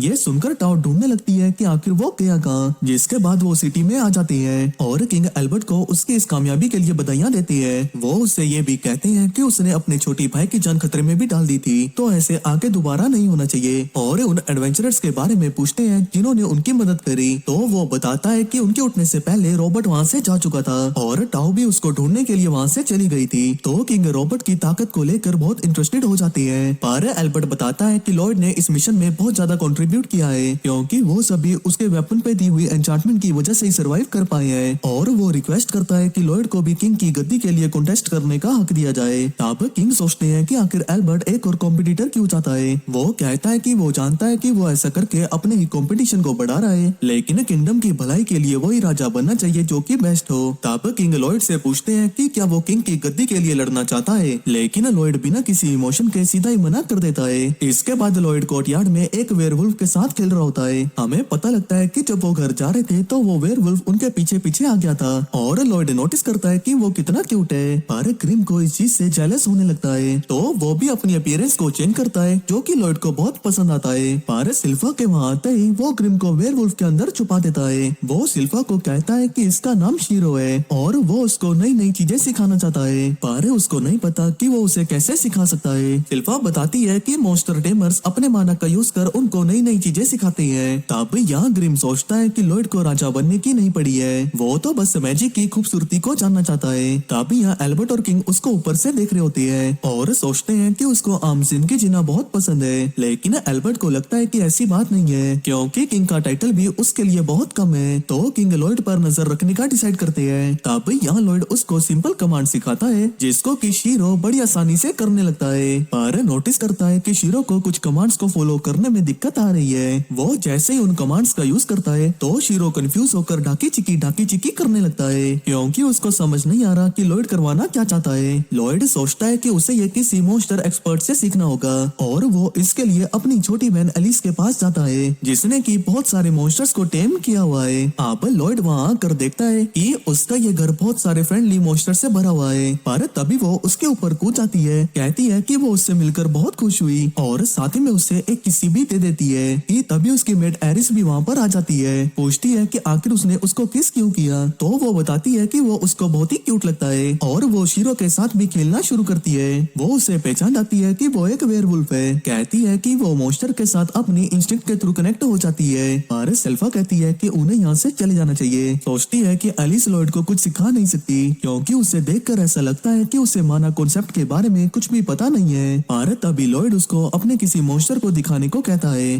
तभी एक वुल्फ अचानक से उनके पीछे आ जाता है, तो वो बताती है कि इसका नाम लीरू है। तब लॉयड उसको पहचान लेता है कि वो एक हाई क्लास का बियर वुल्फ है और उसको यकीन नहीं हो रहा कि वो उसको बिना सेंस करे उसके इतना करीब आ गई है, जिससे कि उसको एहसास होता है कि एलिस ने बातें करते समय उसको कमांड्स दे दी थी, जबकि वो तो शीरो के साथ खेल रही थी। ये सब सोच के वो एलिस से कहता है कि वो भी ये मैजिक सीखना चाहता है। पर एलिस कहती है कि एनिमल्स को कंट्रोल करने के लिए सिर्फ प्यार की जरूरत होती है। तुम प्यार से किसी भी मॉन्स्टर को समझ सकती हो, साथ ही में वो एनिमल्स भी तुम्हारी मन की बातों को समझ सकती हैं। पर सभी को लगता है कि उसकी एडवाइस किसी काम की नहीं और एरिस सोचती है कि वो ये सब कुछ अपने अंदर के टैलेंट की वजह से कर पाती है। पर वो कहती है कि कोई भी उसकी स्किल को सीख सकता है। यहाँ लॉयड उसकी बातों पर यकीन करता है, जो जानकर सिल्वा को एहसास होता है कि वो प्यार में भी इंटरेस्ट दिखाने लगा है। तो उसके मन में लॉयड को लेकर गंदे गंदे ख्याल आने लगते हैं। सोचती है कि वो अब एक मर्द बनने वाला है। लॉयड को एहसास होता है कि एलिस को उनको ऑर्डर देने की कोई जरूरत नहीं है, क्योंकि वो अपने थॉट्स को उनके साथ शेयर कर रही है। कहता है कि वो उसके सर से निकल रहे माना को सेंस कर सकता है, तो वो इस चीज को ट्राई करने का डिसाइड करता है और अपने थॉट्स को शीरो के साथ शेयर करता है, जो कि अचानक से उसके गोल गोल घूमने लगता है और तेजी से हवा में कूदता है, जिससे कि लॉयड को एहसास होता है कि ये काम कर गया है। और यहाँ एरिस को यकीन नहीं होता कि उसने ये मॉन्स्टर टेक्निक को मास्टर कर लिया है। पर एलिस चिल्लाती है कि इसमें कोई भी ट्रिक का काम नहीं है। कहती है कि ये सब कुछ प्यार की बात है, जिस पर लॉयड कहता है कि प्यार भी जिंदगी का बहुत इंपॉर्टेंट पार्ट है। कहता है कि बिना हमदर्दी के इस टेक्निक को मास्टर करना इम्पॉसिबल है। कि तभी वो अचानक से सेंस करता है कि बहुत सारे मॉन्स्टर उसकी ओर आ रहे हैं और एलिस भी उससे चिपकने जाती है। पर वो अभी भी उन मॉन्स्टर के साथ माइंड से कनेक्टेड थी, जिसकी वजह से वो सभी मॉन्स्टर भी एक साथ मिलकर लॉयड पर चढ़ जाती है। अब इसके बाद हम देखते हैं कि लॉयड शीरो पर बैठा होता है। वो बताता है कि वो मॉन्स्टर के साथ बातें कर सकता है। तब सिल्फा उसको उसके साथ ट्रेनिंग के लिए बुलाती है। पर तभी एल्बर्ट वहाँ पर आ जाता है। कहता है कि उसको लॉयड से कुछ बात करनी है, तो वो दोनों उसके लिए वहाँ लड़ने लगते हैं और वो डिसाइड करता है कि वो एल्बर्ट के साथ जाएगा, जो कि उसको इस किंगडम के चौथे प्रिंस डियान से मिलाता है। जिसके बाद वो एक भट्टी में जाते हैं, जहाँ डीन उसको बताता है कि वो एल्बर्ट की एन्चेंटेड स्वॉर्ड के बारे में जानता है। सोचता है कि लॉयड इसको बनाने में सक्षम नहीं, तो इसीलिए डीन उसकी स्किल को टेस्ट करना चाहता है। एल्बर्ट बताता है कि डीन एक ब्लैक स्मिथ है और उसने अपने पैशन को सीखने के लिए दूसरे देश बार्डन में भी गया हुआ है। पर वो लॉयड को कहता है कि वो इस तलवार में अपनी एन्चांटमेंट्स को लिख दे। तो लॉयड उस वेपन में काम करना शुरू करता है और डीन नोट करता है कि ये एन्चांटमेंट एक एडवांस स्किल है, जो कि एक महान ब्लैक स्मिथ भी इसको लिखने में सक्षम नहीं। तो उसको यकीन है कि लॉयड ऐसा कर नहीं पाएगा। पर वो उस वेपन को एनहांस कर देता है, जो देख डीन को यकीन नहीं होता कि उसके अंदर एडवांस स्पेल भर दिए गए हैं। तो डीन को एहसास हो जाता है कि लॉयड तो बहुत काम का बंदा है। वो उसके साथ इन तलवारों पर काम करना चाहता है। कहता है कि वो दुनिया की सबसे ताकतवर तलवार बनाना चाहता है। वो चाहता है कि लॉयड उस स्टील में एन्चांटमेंट्स को भर दे, जबकि वो उस स्टील को तलवार में बदल देगा। हमें पता लगता है कि डीन ने मैजिक को सीखने की भी कोशिश की थी, लेकिन उसके अंदर उसको सीखने का टैलेंट नहीं था। तो वो सभी के लिए एक ऐसी तलवार बनाना चाहता है जिसके हवा में घुमाते स्पेल कास्ट हो जाए। तब लॉयड ये आइडिया सुनकर उसकी मदद करने के लिए मान जाता है, क्योंकि वो इस तलवार बनाने की प्रोसेस को देखना चाहता है। जिसके बाद वो तलवार बनाना शुरू करते हैं। लॉयड पूछता है कि आखिर वो इस तलवार में किस तरह के स्पेल का यूज करना चाहती है। डीन कहता है कि वो एक ऐसी तलवार बनाना चाहता है जिसमें से आग निकले, पर वो जानता है कि फायर स्पेल का फॉर्मूला बहुत ही कॉम्प्लिकेटेड है, तो तलवार उस फॉर्मूले को ठीक से समझ नहीं पाएगी। पर लॉयड इसको ट्राई करने के बारे में सोचता है और देखता है कि वो स्टील टूट जाती है। उसको एहसास होता है कि उसको इस फॉर्मूले को मॉडिफाई करना होगा, तो वो वापस से ट्राई करने का डिसाइड करता है। पर हर बार इस कोशिश में नाकामयाब हो जाता है। तब लॉयड खुद को ब्लेम करता हुआ सोचता है कि शायद उसके मेथड में कुछ गड़बड़ है। पर तभी डीन बताता है कि उसने सस्ते माना एसेंस को खरीदा है। तब लॉयड प्योरिफिकेशन मैजिक का यूज कर चेक करता है कि इस चीज में हेमाटाइट की कमी है, जिस वजह से वो हाई लेवल एन्चांटमेंट्स को एक्सेप्ट नहीं कर पा रहा। तब सिल्फा सजेस्ट करती है कि उन्हें डंजन में जाकर हेमाटाइट को इकट्ठा करना चाहिए, और लॉयड को यकीन नहीं हो रहा कि वो ये कह रही है, क्योंकि लॉयड को किंगडम के बाहर जाने की अनुमति नहीं है। पर वो बताती है कि किंग ने उसको परमिशन दे दी है। कहती है कि उसे किंगडम के बाहर की दुनिया को भी देखना चाहिए। जिसके बाद वो एडवेंचरर्स गिल्ड में जाते हैं, जहाँ ये लड़की कैटरीना उनका स्वागत करती है। वो लॉयड को एक रजिस्ट्रेशन फॉर्म देती है, जिसको कि वो फटाक से फिल कर देता है। अब कैटरीना उसको बताती है कि ये क्रिस्टल बॉल उसकी पावर को मेजर करेगा। कहती है कि एडवेंचरर के तौर पर वो उसकी रैंक को बताएगा। हमें पता लगता है कि लॉयड ने इसको अपनी पिछली जिंदगी में यूज किया था, और उसको डर है कि अगर वो अपनी ताकत को मेजर करेगा तो ये गोला फूट जाएगा।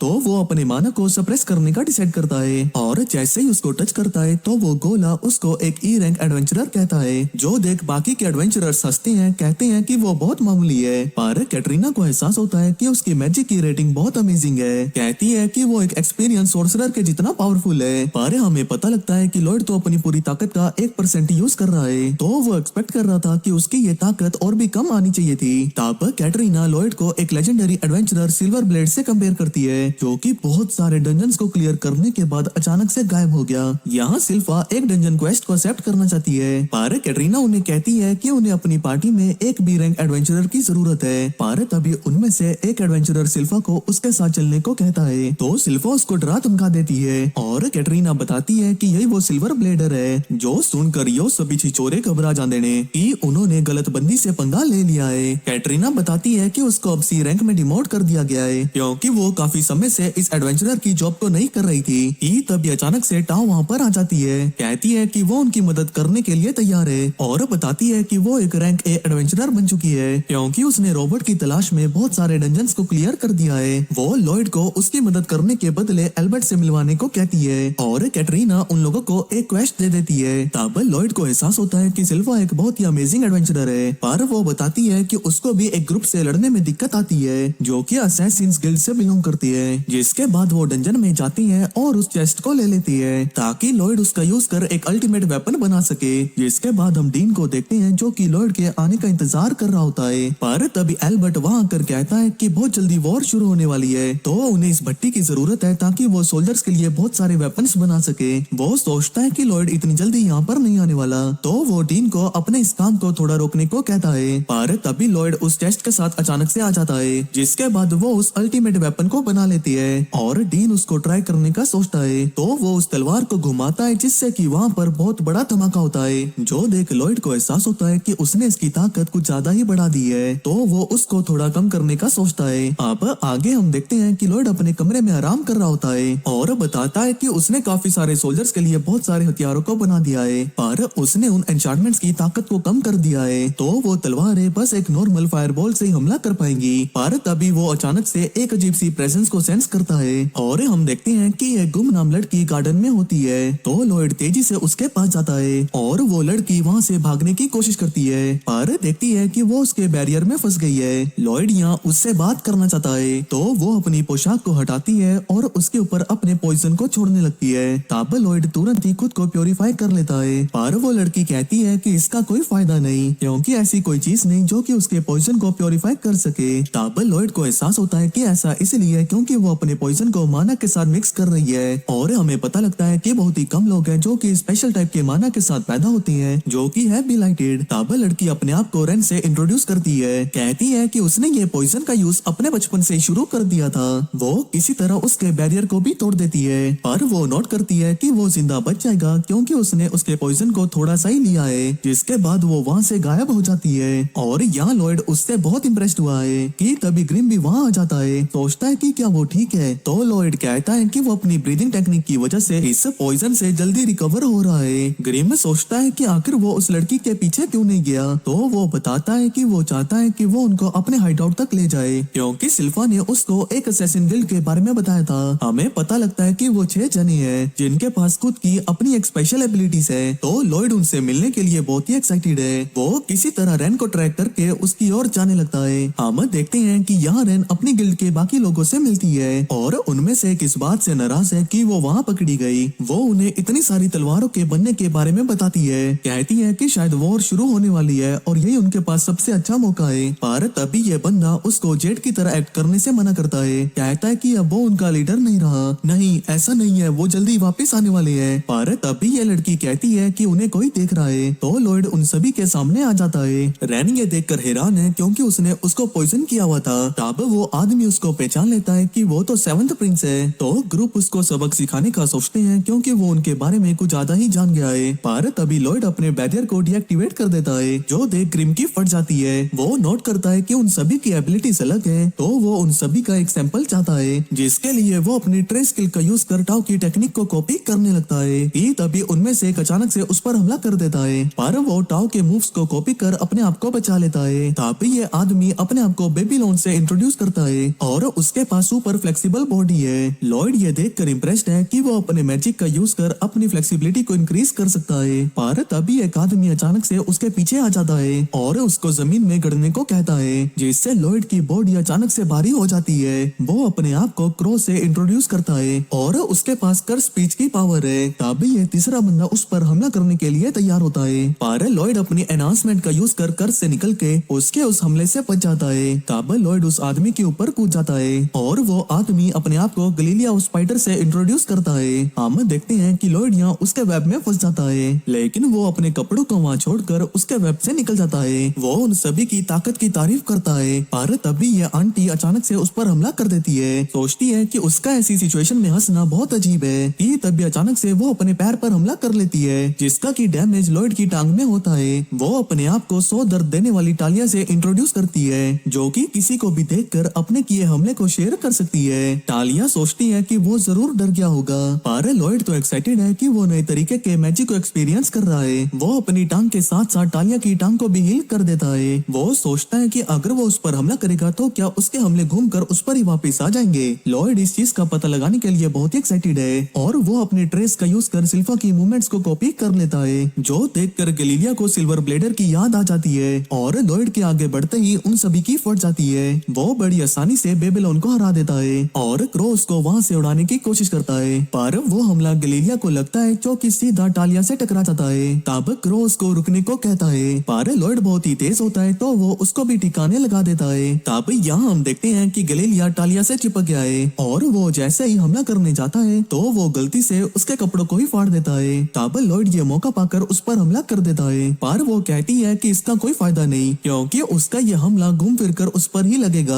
लेकिन लॉयड फिर भी ऐसा करना चाहता है, जो सुनकर वो डर जाती है। वो उसको मारकर दूर फेंक देता है, जिससे कि उसको भी वही डैमेज होता है। पर लॉयड तो इस डैमेज को लेकर बहुत खुश है। अबे यार कैसा राक्षसा बच्चा है, अब तो मुझे भी इससे डर लगने लगा है। तब गलीलिया उसके वेपन को पकड़कर उसे रोकने की कोशिश करता है, लेकिन लॉयड उन वेपन्स को ही छोड़ देता है और टाव की टेक्निक का यूज कर उसे दूर उड़ा देता है। रैन ये देखकर डरी हुई है और लॉयड उसको वापिस से अपने पॉइजन का यूज करने को कहता है, पर गलीलो कहता है कि वो अपने पॉइजन माना का कंट्रोल नहीं कर सकती, तो अगर वो अपने पॉइजन को फैलाएगी तो सभी लोग उसकी चपेट में आ जाएंगे। लॉयड सोचता है कि कैसे वो सभी अपनी पावर पर कंट्रोल नहीं कर पाते और तभी गलीलो कहता है कि वो कभी क्राइम की दुनिया में नहीं आते अगर वो ठीक से अपनी पावर को कंट्रोल कर पाते। जिसके बाद वो लॉयड के पास भागता है, पर वो वहाँ से गायब होकर उसके पीछे से हमला कर देता है। तब रैन भागकर उसकी मदद करने जाती है, पर लॉयड अपने बैरियर को वापिस से लगा लेता है और गलीलिया रैन को रुकने को कहता है क्योंकि वो ठीक है और उसका माना भी अब उसके कंट्रोल में आ रहा है। लॉयड बताता है कि उसने उसकी बॉडी में एक स्पेल को लिख दिया है जिससे कि वो अपने माना को कंट्रोल कर पाएगा, जो जानकर गलीलिया रोने लगता है कि फाइनली उसका कर्ज खत्म हो गया है और लॉयड बाकी सभी की भी ऐसे ही मदद कर देता है। क्रो भी फाइनली अब एक आम इंसान की तरह बात कर सकता है। तब बाकी सभी भी इस चीज से बहुत खुश हैं और लॉयड का उनके ग्रुप में स्वागत करते हैं। तब यहाँ लॉयड उनकी पावर को वापस से देखना चाहता है, पर गलीलिया उसे अपने पास्ट के बारे में बताना चाहता है। लॉयड कहता है कि वो इस चीज में इंटरेस्टेड नहीं है, पर गलीलियो तब भी उसको बताना शुरू करता है। पर जैसे ही वो बताता है कि उनका लीडर जेड जिसके पास टेलीपोर्टेशन पावर है, तो लॉयड का इस चीज में इंटरेस्ट बनने लगता है। हमें पता लगता है कि इस कर्ज से वो कहीं भी टेलीपोर्ट हो जाता है, पर वो किसी तरह ग्रुप में वापस आ जाता है। तब वो उन्हें एक कॉइन दिखाता है, कहता है कि ये उनका एम्बलम है और डिसाइड करता है कि वो आज से असैसिन गिल्ड को बनाएंगे। वो कहते हैं कि वो उस जॉब को एक्सेप्ट करेंगे जो कि एडवेंचर गिल्ड कर नहीं सकते और वो अपने काम करने के बाद इस सिक्के को वहाँ गिरा देंगे ताकि लोगों को उनके इस ग्रुप के बारे में और भी पता चले। वो उम्मीद करता है कि लोग सोचेंगे कि वो बहुत ही अच्छा काम कर रही है ताकि एक दिन वो इज्जत की खुशहाली भरी जिंदगी जी सके। गलीलियो नोट करता है कि उसने सुना है कि लॉर्ड ऑफ लॉर्ड इस वॉर की तैयारी कर रहा है, पर तभी उसी दिन अचानक से जेड भी वहाँ से गायब हो गया। लॉयड सोचता है कि काश वो बैक स्टोरी से ज्यादा उनकी एबिलिटीज के बारे में जान सकता,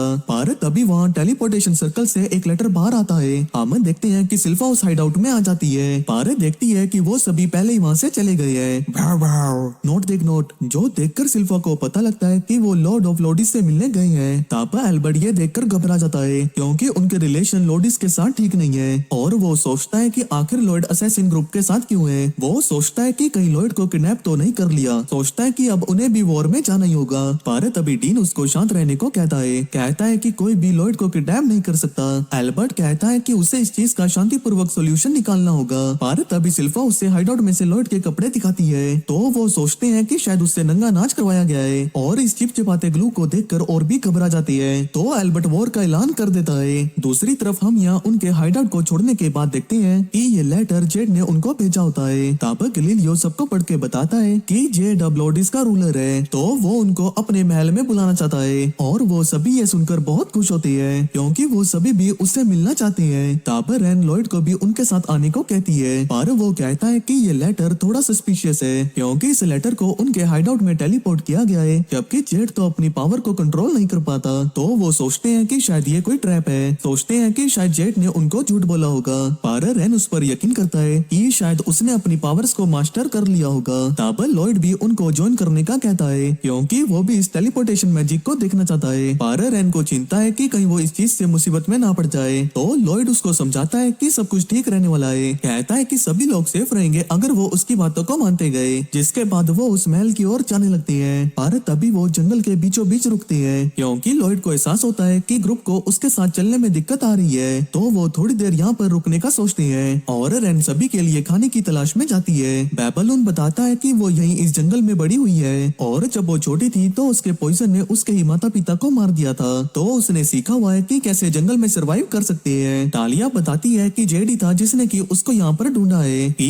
तभी हम यहाँ फ्लैशबैक में देखते हैं कि जेड रेन का असैसिन गिल्ड में स्वागत करता है। वो सभी को उसकी पावर के बारे में बताता है, जो जानकर उनको वो खतरा लगती है। पर वो समझाता है कि रेन के साथ सब कुछ ठीक रहने वाला है। यार देखो ना, ये कितनी क्यूट सी है यार। पर तभी वो अचानक से नीचे गिर जाता है और गलीलियो कहता है कि उसका उसके पॉइजन को संभालना बहुत मुश्किल है। पर जेड फिर भी उसको अपने साथ रखना चाहता है, कहता है कि उसे इसे पाल कर बड़ा करने के लिए सबकी जरूरत है, जिसके लिए वो सभी लोग मान जाती हैं कि वो अपनी अपनी ड्यूटी निभाएंगे। वो किसी तरह उसके पॉइजन को कंट्रोल करने के सोल्यूशन के बारे में ढूंढ लेती है। वो एक मैजिकल रोप को बनाती है जो कि उसके पॉइजन को उस तक ही सीमित रखेगा। तब वो सभी उसका ग्रुप में स्वागत करते हैं और जेड उसको एक हेयरपिन देता है, लेकिन वो अचानक से रोना शुरू करती है क्योंकि उसको एहसास होता है कि वो फाइनली अब अकेली नहीं रहेगी। अब यहाँ प्रेजेंट में टालिया बताती है कि जेड रेन के लिए एक भाई के जैसा था और लॉयड भी जेड से मिलना चाहता है। तब यहाँ रेन सभी के लिए खाना बना देती है, पर वो सोचते हैं कि ये दिखने में बहुत गंदा लग रहा है। तो बेबलोन क्रो को कहता है कि वो अपनी कर्स स्पीच का यूज कर इसको बढ़िया बना दे, लेकिन तभी रेन उसके मुक्का मारती है जिससे कि वो वहीं पर बेहोश हो जाता है। तब टालिया उसको याद दिलाती है कि लॉयड एक प्रिंस है, तो वो सोचती है कि उसको शायद ये खाना पसंद नहीं आएगा। पर देखती है कि लॉयड तो इस खाने को एंजॉय कर रहा है। हमें पता लगता है कि वो अपनी पास्ट लाइफ में बहुत ही गरीब हुआ करता था, तो वो सरवाइव करने के लिए कुछ भी खाने को तैयार रहता था। तब सभी लोग उस खाने को खाते हैं और देखते हैं कि ये तो बहुत टेस्टी है। कि तभी हमें यहाँ एक और फ्लैशबैक दिखाया जाता है जहाँ जेड उन सभी को बताता है कि गिल्ड के लोग उन पर रखे इनाम को हटा रहे हैं, जो जानकर वो सभी सेलिब्रेट करने लगते हैं कि अब से वो एक आम जिंदगी जी पाएंगे। जेड मानता है कि वो होमलेस नहीं है और वो तीसरा बेटा है लॉर्ड ऑफ लोडिस का, जो कि वॉर से काफी ज्यादा एडिक्टेड है। वो कहता है कि उन्हें लोगों की जरूरत है ताकि वो इस वॉर को खत्म कर सके और मानता है कि उसने सभी लोगों को मैनिपुलेट किया है, पर वो सभी इस चीज की परवाह नहीं करते। कहते हैं कि उसने उनको जीने की उम्मीद दी है। वो सोचते हैं कि शायद जेड चाहता है कि वो सभी मिलकर उसके भाइयों को खत्म कर दे, पर वो समझाता है कि वो इन सब चीजों को खुद ही ठीक करना चाहता है क्योंकि वो चाहता है कि वो सभी भी एक नॉर्मल जिंदगी जिए। पर उसको नहीं पता कि इस रास्ते में वो उनसे दोबारा फिर कभी मिल पाएगा। तो वो उन सभी को अपने इस सपने को ना छोड़ने को कहता है कि वो सभी अपनी जिंदगी लोडिस में बहुत अच्छे से बिताए। अब हम यहाँ प्रेजेंट में आ जाते हैं जहाँ लॉर्ड गलीलियो के कंधे में सो जाता है। तब क्रिम उसको बताता है कि एक बैरियर उसको प्रोटेक्ट कर रहा है, तो तुम्हें उसको प्रोटेक्ट करने की कोई जरूरत नहीं है। तब वो महल के पास पहुंच जाती है और रेन कहती है कि उन्हें लॉयड को थोड़ी देर आराम करने देना चाहिए क्योंकि शायद आगे कुछ गड़बड़ हो सकती है। तो वो सभी उसको वहाँ बाहर ही छोड़ देते हैं। अब जब वो उस महल की छानबीन करने लगते हैं तो देखते हैं कि सभी लोग एक पार्टी के लिए तैयार होते हैं। कि तभी एक अजीब सा क्रिएचर उनके पास आता है जो कि उनको असैसिन गिल्ड के मेंबर के तौर पर पहचान जाता है। तो वो उन सभी को महल के लोगों से मिलवाता है, कहता है कि ये हमारे स्पेशल गेस्ट हैं। जिसके बाद वो सभी उस पार्टी को एंजॉय करने लगते हैं। कि तभी जेड भी वहाँ पर आ जाता है और वो अपने टेलीपोर्टेशन मैजिक का यूज कर अपने कपड़ों को चेंज कर लेता है, कहता है कि वो अपनी पावर को कंट्रोल कर सकता है। तब सभी लोग उसको देखकर बहुत खुश होते हैं, पर जेड को तो उनकी कोई परवाह नहीं है। वो अचानक से उन सभी को अपने आगे झुकने को कहता है और उन सभी को जबरदस्ती उसकी बात माननी पड़ती है। उन सभी को एहसास होता है कि वो कर स्पीच का यूज कर रहा है। कि तभी उसके साथ ही एक डीमन में कन्वर्ट हो जाती है और वो कहता है कि उसका प्लान काम कर गया है, कहता है कि उसका गोल मरी हुई बॉडीज को इकट्ठा करना है। कि तभी क्रीम उसके ऊपर एक एनर्जी बीम से हमला कर देता है, लेकिन तभी जेड उसके पीछे आकर उसको लात मार के दूर फेंक देता है। वो सीधा लॉयड के पास जा गिरता है, जिससे कि उसकी नींद खुल जाती है और उसको एहसास होता है कि उसके सभी साथी यहाँ से चले गए हैं। तब वो ग्रिम को बहुत बुरी हालत में देखता है, तो उससे पूछता है कि आखिर यहाँ क्या हुआ, और वो लॉयड को बता देता है कि उसके सभी दोस्त बहुत बड़ी मुश्किल में हैं। तब हम यहाँ रेन को देखते हैं जो कि जेड से पूछती है कि आखिर यहाँ क्या चल रहा है।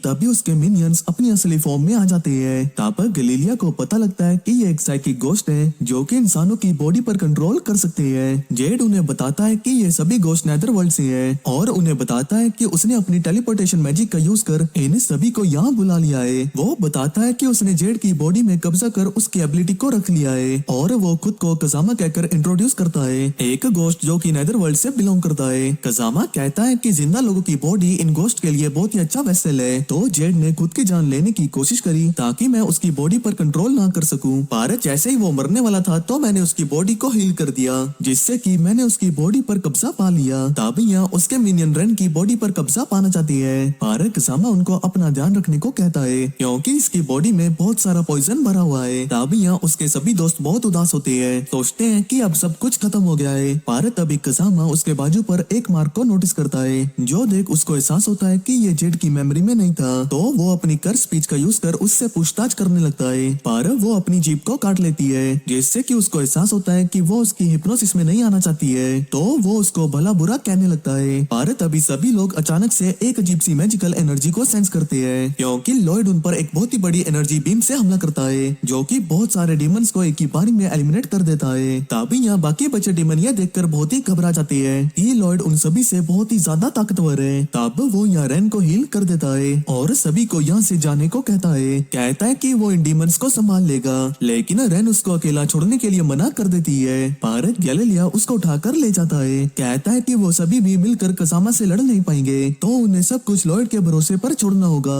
तभी यहाँ डीमन सोचते हैं कि कसामा मर गया है पर तभी अचानक से वो उनके पीछे आ जाता है, कहता है कि उन्हें उन सभी असैसिन्स को पकड़कर लाना होगा। तो वो सभी रेन और उसके दोस्तों को पकड़ने के लिए भागने लगते हैं और लॉयड उन सभी को एक ही ब्लास्ट में खत्म करने की सोचता है पर वो सभी किसी तरह उसके इस हमले से बच जाती है। तभी कसामा के मिनियन लॉयड पर हमला कर देते हैं और कसामा एक ड्रैगन को समन करता है जो कि लॉयड के बैरियर को भी पार कर जाता है। जो देख वो बहुत ही क्यूरियस हो जाता है और उस हमले को खुद पर लेने का सोचता है पर उसको नहीं पता कि क्या वो इस हमले से सरवाइव भी कर भी पाएगा। तो इसीलिए वो उसको टॉर्च करता है जो कि सीधा जाकर उस डीमन के लगता है। तब लॉयड अपने एनल स्पेल का यूज करता है जिससे कि उसको पता लगता है कि उसके एक ही हिट से वो डीमन मारा गया है। तब ग्रिम उसको यहाँ से भागने को कहता है कि कसामा किसी स्पेल का यूज नहीं कर रहा है क्योंकि वो अपने माना को ट्रांसम्यूट कर उस पर हमला करवा रहा है। हमें पता लगता है कि जो बैरियर है वो माना से बना होता है और वो उसके यूजर को किसी भी स्पेल से प्रोटेक्ट करता है पर माना इस बैरियर के थ्रू पास हो जाता है तो वो उसको कसामा के हमलों से बचा नहीं पाएगा।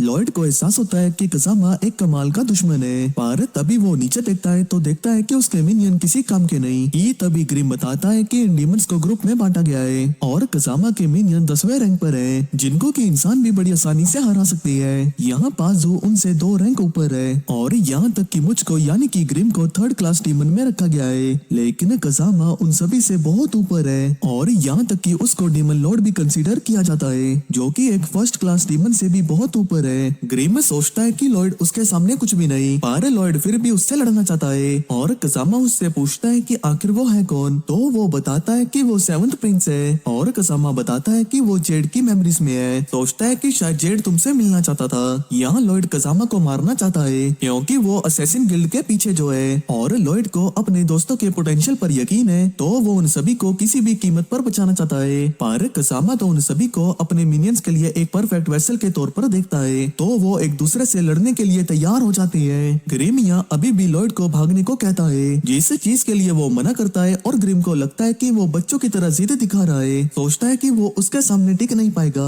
क्योंकि कसामा के पास मैजिक को रेसिस्ट करने की ताकत है तो लॉयड किसी भी तरीके से उसको नुकसान नहीं पहुंचा पाएगा। तभी कसामा उसके ऊपर फायर से हमला करता है जो कि लॉयड के बैरियर को थोड़ा सा तोड़ देता है जो देखकर ग्रिम बहुत घबरा जाता है क्योंकि उसका सबसे स्ट्रॉन्गेस्ट स्पेल भी इसको तोड़ नहीं पाया था। तब यहाँ कसामा बहुत सारे वेपन्स को समन कर लेता है और उन सभी को लॉयड के ऊपर लॉन्च कर देता है जो कि उसके आसपास की सभी चीजों को तबाह कर देता है। तब लॉयड उसके वेपन से बचने की कोशिश करता है क्योंकि वो जानता है कि उसका बैरियर इस हमले को संभाल नहीं पाएगा। तभी कसामा अचानक से उसके ऊपर आकर लात मार के दूर फेंक देता है और अपने वेपन और माना की पावर को कंबाइन कर उसकी ओर एक पावरफुल ड्रिल को भेजता है जो देखकर ग्रिम की पूरे तरीके से फट जाती है। तो वो अपने सामने एक गोलम को समन करता है जो कि उसको उस डैमेज से बचा लेता है। तभी यहाँ साइड से असैसिन भी इस फाइट को देख रहे होते हैं। तब मिनियंस भी उनको देख लेते हैं और उनकी ओर और बढ़ने लगते हैं। तब बेबीलोन उनके लिए गेट को खोलने की कोशिश करता है ताकि उसके सभी लोग सेफली यहाँ से निकल सके। कसामा नोट करता है कि वो लॉयड को अपनी टेलीपोर्टेशन मैजिक से हरा सकता है और लॉयड उसको याद दिलाता है कि ये एबिलिटी जेड की है, पर वो समझाता है कि उसने इस एबिलिटी को मास्टर किया है। कहता है कि इंसान इतने भी ताकतवर नहीं है कि वो अपनी पावर पर कंट्रोल पा सके। तो उसका मानना है कि इंसानों को डीमन के द्वारा पोसेस हो जाना चाहिए क्योंकि डीमन ही है जो कि उनकी पूरी पावर पर कंट्रोल पा सकते हैं। वो कहता है कि उसने जेड को पोसेस कर उसकी पूरी ताकत पर कब्जा कर लिया है। वो लॉयड को कहता है कि वो उसके अगले हमले से बच नहीं पाएगा। वो अपने वेपन को टेलीपोर्ट कर उस पर बार बार हमला करता रहता है। तब यहाँ हम कसामा के मिनियंस को देखते हैं जो कि असैसिन ग्रुप की ओर भाग रहे होते हैं, पर गैलीलियो उन सभी को रोक लेता है। कहता है कि उसका ये जाल कुछ ही सेकंड में सख्त हो जाएगा। तब क्रो उन सभी को नीचे गिरने को कहता है। तब गैलीलियो नोटिस करता है कि लॉयड की वजह से वो अपनी पावर पर कंट्रोल कर पा रही है। तब यहाँ बेबीलोन गेट को ओपन कर देता है और डीमन भी उसके इस जाल से बाहर आ जाते हैं, जो देखकर गैलीलियो को एहसास होता है कि उसका वेब इतना भी ताकतवर नहीं है। तब टालिया उन सभी को देखकर अपनी टांग पर कट लगा लेती है जिससे कि वो सभी नीचे गिर जाते हैं। तब क्रो पूछता है कि आखिर वो क्या कर रही है, पर वो अपने सभी दोस्तों को यहाँ से भागने को कहती है क्योंकि उसने अपनी पूरी एबिलिटी को ठीक से मास्टर नहीं किया है, तो शायद वो गलती से उनको भी नुकसान पहुंचा सकती है। पर रेन उसको यहाँ पर अकेले ऐसे छोड़कर जाने से मना करती है। अब जब डीमन खुद को रीजनरेट करते हैं तो वो फिर से उनके पैरों में कट्स लगा देती है और वो अपने दोस्तों को कहती है कि वो उन डीमंस को उसकी बॉडी पर कब्जा करने नहीं देगी। तब रेन उसको उन सभी के साथ चलने को कहती है, पर गैलीलियो उसको धक्का देकर गेट को बंद कर देता है। जो देख टालिया सोचती है कि आखिर वो उनके साथ बाहर क्यों नहीं गया, तो वो कहता है कि वो इन डीमंस को रोकने में उसकी मदद करेगा। वो अपने दोस्तों के लिए अपनी जान का भी सैक्रिफाइस देने को तैयार है। वो टालिया को एक बहुत ही खतरनाक हमला करने को कहता है, जबकि वो उन सभी डीमंस को एक ही जगह पर रोक कर रखेगा। तो वो अपने गले को काटने को तैयार हो जाती है, जो देखकर डीमंस उसकी ओर बढ़ने लगते हैं, लेकिन तभी गैलीलियो उन सभी को रोक लेता है। तब यहाँ बाहर रेन रोने लगती है, सोचती है कि उसके सभी दोस्त यहाँ मरने वाले हैं। तब यहाँ हम वापिस से कसामा के पास आते हैं, जो कि इस बात से बहुत उदास होता है कि लॉयड भी उसकी टक्कर का नहीं, जिसके बाद वो असैसिन्स को मारने की तैयारी करता है। पर तभी लॉयड की बॉडी पत्थर बनकर नीचे गिर जाती है और वो उसके ऊपर एक सरप्राइज अटैक से हमला कर देता है। पर कसामा वहाँ से टेलीपोर्ट हो जाता है। कसामा को एहसास होता है कि उसने वहाँ पर एक पुतले को रख दिया था और अब वो अपने वेपन का इस्तेमाल कर रहा है। तो कसामा को लगता है कि अब ये लड़ाई बहुत ही इंटरेस्टिंग होती जा रही है। पर लॉयड नोटिस करता है कि चीजें कुछ ठीक नहीं लग रही और कसामा सोचता है कि शायद उसको डर लग रहा है। पर वो कसामा को कहता है कि उन्हें किसी और जगह पर लड़ाई करनी चाहिए, जो सुनकर वो कंफ्यूज हो जाता है कि तभी बहुत सारे फायर बॉल्स आसमान से आते हुए डीमंस को जला देते हैं, जो देखकर सभी लोग हैरान हो जाते हैं। तभी अचानक से उस गेट के भी टुकड़े हो जाते हैं और हम एल्बर्ट को उसकी रॉयल आर्मी के साथ देखते हैं। तब यहाँ रेन उन सभी को देखकर बहुत खुश है और एल्बर्ट अपने सोल्जर्स को उन डीमंस पर हमला करने को कहता है ताकि वो अपने छोटे भाई को उनसे बचा सके। इसके तुरंत बाद हम एक सिल्फा का फ्लैशबैक देखते हैं, जहाँ वो कह रही थी कि जब भी वो पूरी ताकत से हमला करती है तो उसकी तलवार ही टूट जाती है और यही वो वजह है कि वो अपनी पूरी ताकत से कभी नहीं लड़ती। पर वो कहती है कि अगर मुझे आगे पजुसु के जैसे डीमन से लड़ना पड़ा तो मुझे अपनी पूरी ताकत का यूज करना होगा। वहीं प्रेजेंट में रेन कहती है कि आप लोग हमारी मदद करने के लिए आए हैं। ये देखकर ही वो दोनों गुस्से में मुड़ते हैं और एल्बर्ट कहता है कि हमारा पहला काम इन सभी को ठिकाने लगाना है। जिसके बाद सिल्फा उनके पास आती है और कहती है कि जल्दी से लॉयड को हमारे हवाले कर दो। तुम जवाब देने में जितना मिनट लगाओगे उतना ही जल्दी मैं तुम लोगों की गर्दन काटती जाऊंगी। वहीं उन सबकी फटी पड़ी थी। तो रेन बताती है कि वो एक डीमन बॉस से फाइट कर रहा है, पर तभी बेबीलोन उसको रोक लेता है। वो याद दिलाता है कि लॉयड ने उसको कहा था कि वो उसकी स्ट्रेंथ को सीक्रेट रखे। गैलीलियो पूछता है कि आखिर वो अपनी ताकत को छुपाना क्यों चाहता है, तो लॉयड कहता है कि वो तो बस मैजिक के बारे में जानने में फोकस करना चाहता है और वो किसी का भी कोई अटेंशन नहीं चाहता। तो रेन सोचती है कि आखिर उन्हें क्या कहना चाहिए, पर तभी सिल्फा कहती है कि तुम्हारे पास ज्यादा समय नहीं है। तो वो पहले रेन की गर्दन उड़ाने का सोचती है, पर तभी एल्बर्ट उसको रोक लेता है और ग्रुप सोचता है कि एल्बर्ट ही है जो कि उनकी भावना समझ सकता है। पर वो सिल्फा को कहता है कि उससे बच्चे से नहीं बल्कि किसी बड़े की गर्दन काटने से शुरू करना चाहिए। तब वो सभी लोग कसम खाने लगते हैं कि वो लॉयड के दोस्त हैं। पर तभी एल्बर्ट लॉयड की चड्डी को दिखाता है और उनकी इस दोस्ती वाली बात पर यकीन नहीं करता। गैलीलियो कहता है कि उनको कोई गलत फहमी हो गई है क्योंकि उसने खुद उसके कपड़ों को सूखने में डाला है क्योंकि उसकी जेली उसके कपड़ों पर गिर गई थी, जो सुनकर एल्बर्ट का दिमाग और भी खराब हो जाता है। तभी रेन उनको समझाने लगती है कि लॉयड एक डीमन से लड़कर उसकी फैमिली के किसी को बचा रहा है और तभी एक डीमन अचानक से हमला कर देता है। पर तभी लीरो उसको खा लेती है और एरिस रेन रैन की बात पर यकीन करना चाहती है। कहती है कि लीरो उसको भी खा लेती अगर वो उसमें से कोई बैड इंटेंशन को सेंस करती। तो एल्बर्ट भी उस पर ट्रस्ट करने का डिसाइड करता है, जिसके बाद वो उन डीमन से लड़ने का डिसाइड करती है और वो सिल्फा को लॉयड को ढूंढने को कहता है। पर तभी रैन उसको रोक लेती है। कहती है कि लॉयड बस एक कमजोर डीमन से लड़ रहा है तो उसे किसी मदद की जरूरत नहीं है। पर तभी आसमान में एक मैजिक सर्कल आता है जो कि पूरे के पूरे ब्रिज को तबाह कर देता है, जिससे कि सारे डीमंस पानी में गिर जाते हैं। वही अटैक कसामा ने लॉयड के कहने पर किया था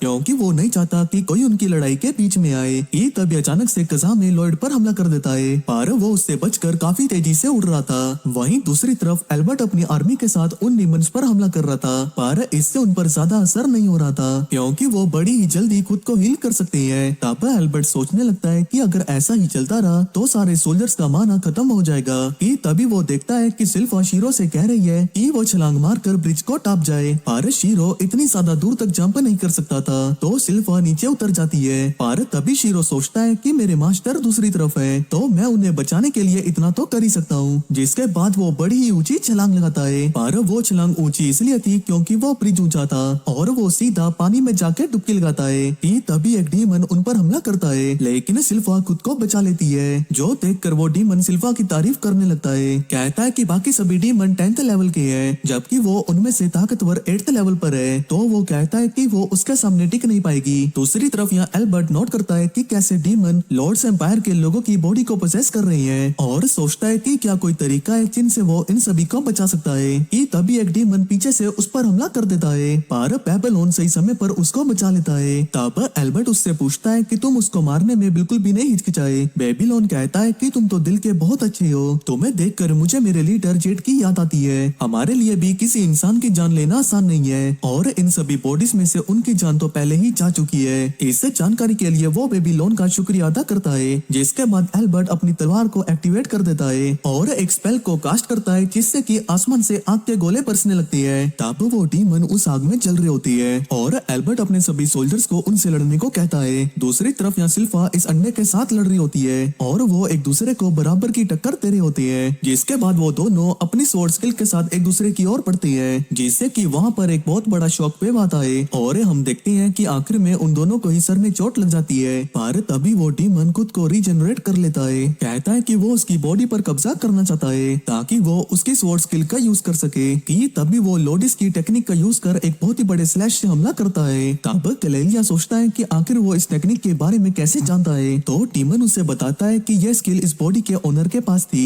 वो उन्हें अपने हाथ दिखाता है, जो देखकर गलीलिया समझ आता है कि उस बंदे ने खुद को बहुत ट्रेन किया था, पर उसकी सारी मेमोरीज और उसके एक्सपीरियंस अब उसके पास है। वो सिल्फा की बॉडी पर कब्जा करने का और इंतजार नहीं कर सकता, पर तभी वो उस पर अपनी डीमन स्वॉर्ड टेक्निक से हमला कर देती है। वो सोचता है कि आखिर वो इसका यूज कैसे कर सकती है, तो वो बताती है कि उसने ये उसको देखकर सीखा है। तब सिल्फा इस लड़ाई को खत्म करने के लिए शीरो को अपने पास बुलाती है, पर डीमन को नहीं लगता कि शीरो उसकी जीतने में मदद कर सकता है, पर वो उसके बालों में हाथ डालकर एक तलवार को बाहर निकाल लेती है। हमें पता लगता है कि ये लॉयड था जिसने की उसके लिए ये तलवार बनाई थी। वो बताता है कि उसने इसमें कोई फैंसी एन्चांटमेंट्स नहीं लिखी है, अरे ये तलवार इतनी स्ट्रॉन्ग है कि वो तुम्हारी पावर को मैच कर सके और इसकी मदद से तुम डीमंस को भी हरा सकती हो। डीमन किसी फिजिकल बॉडी के बिना कुछ नहीं कर सकते, तो अगर तुम उसकी बॉडी को खत्म कर दोगी तो वो डीमन भी मारा जाएगा। बस प्रॉब्लम ये है कि डीमन काफी ताकतवर होते हैं और वो बड़ी ही जल्दी खुद को हील भी कर सकते हैं। और डीन पूछता है कि आखिर उन्हें मारा कैसे जा सकता है, तो लॉयड उसे बताता है कि उन्हें एक ही बारी में एक ताकतवर हमला करना होगा।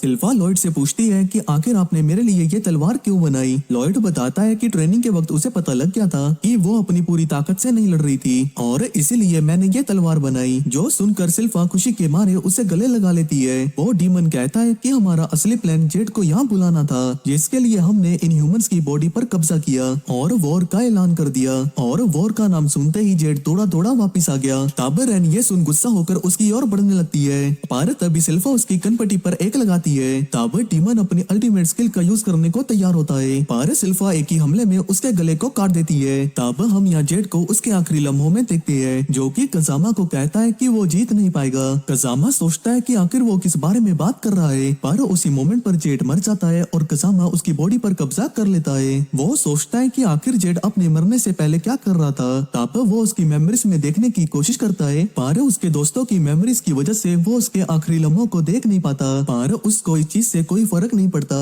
क्योंकि अब वो जेड की पावर का यूज कर सकता है। तब स्वॉर्ड डीमन पूछता है कि आखिर उन्हें अब आगे क्या करना चाहिए। तो कजामा सोचता है कि जेड को वॉर बिल्कुल भी पसंद नहीं थी, तो वो एक को शुरू करने के बारे में सोचता है। अभी यहाँ ब्रिज में सिल्फा उस आदमी की बॉडी को रिस्पेक्ट देती है, सोचती है कि वो अपनी जिंदगी में एक बहुत ही महान तलवारबाज रहा होगा। पर तभी वहाँ एक धमाका होता है। हम देखते हैं कि ये तो लॉयड है। पर तभी हम थोड़ी देर पहले देखते हैं कि कजामा उसका पीछा कर रहा होता है। वो सोचता है कि आखिर उसे उसके हमलों से कैसे बचना चाहिए। वो जानता है कि उसके मानस पैर उसके बैरियर को तोड़ सकते हैं, पर वो तब तक सुरक्षित है जब तक कि वो अपने और भी बैरियर को क्रिएट करता जाएगा। लेकिन उसके पास तो जेट की टेलीपोर्टेशन एबिलिटी भी है, तो उसे उससे बचने के लिए बार बार इधर उधर घूमना होगा। डबल लॉयड उससे लड़ने का सोचकर एक डबल स्पेल को कास्ट कर एक बहुत ही बड़े आग से भरे मॉन्स्टर को क्रिएट कर देता है। पर तभी कजामा वहाँ से हट जाता है और वो मॉन्स्टर पानी में जाकर भाप बन जाता है। तब ग्रिम उसको बार बार यहाँ से जाने को कहता है, पर तभी लॉयड नोटिस करता है कि उसने अपनी टेलीपोर्टेशन के दौरान उस पर हमला नहीं किया, जिसके बाद वो वहाँ से भागने लगता है। पर तभी वो सोचता है कि मैं तो काफी देर से वहाँ था, पर उसने तो मुझ पर हमला किया ही नहीं, तो वो मेरी लोकेशन का पता बस अपनी आंखों से ही लगा सकता है। पर फिर भी लॉयड उस पर हमला नहीं कर सकता था, क्योंकि अगर वो पास गया तो ये बहुत ही खतरनाक होगा। तो वो अपने बहुत सारे क्लोन्स बनाकर काजुमा पर हमला कर देता है। काजुमा कहता है कि तुमने बस अपने क्लोन्स बनाए हैं। पर तभी काजुमा उस असली तलवार वाले को पहचान लेता है और उसको मारकर दूर फेंक देता है। वो कहता है कि उसका यह हमला किसी काम का नहीं, क्योंकि वो खुद को रीजनरेट कर सकता है। पर वो सोचने लगता है कि आखिर ये क्लोन यहाँ से गायब क्यों नहीं हो रहे, और नोटिस करता है कि उसने जिसको मारा था वो एक मिट्टी का पुतला था।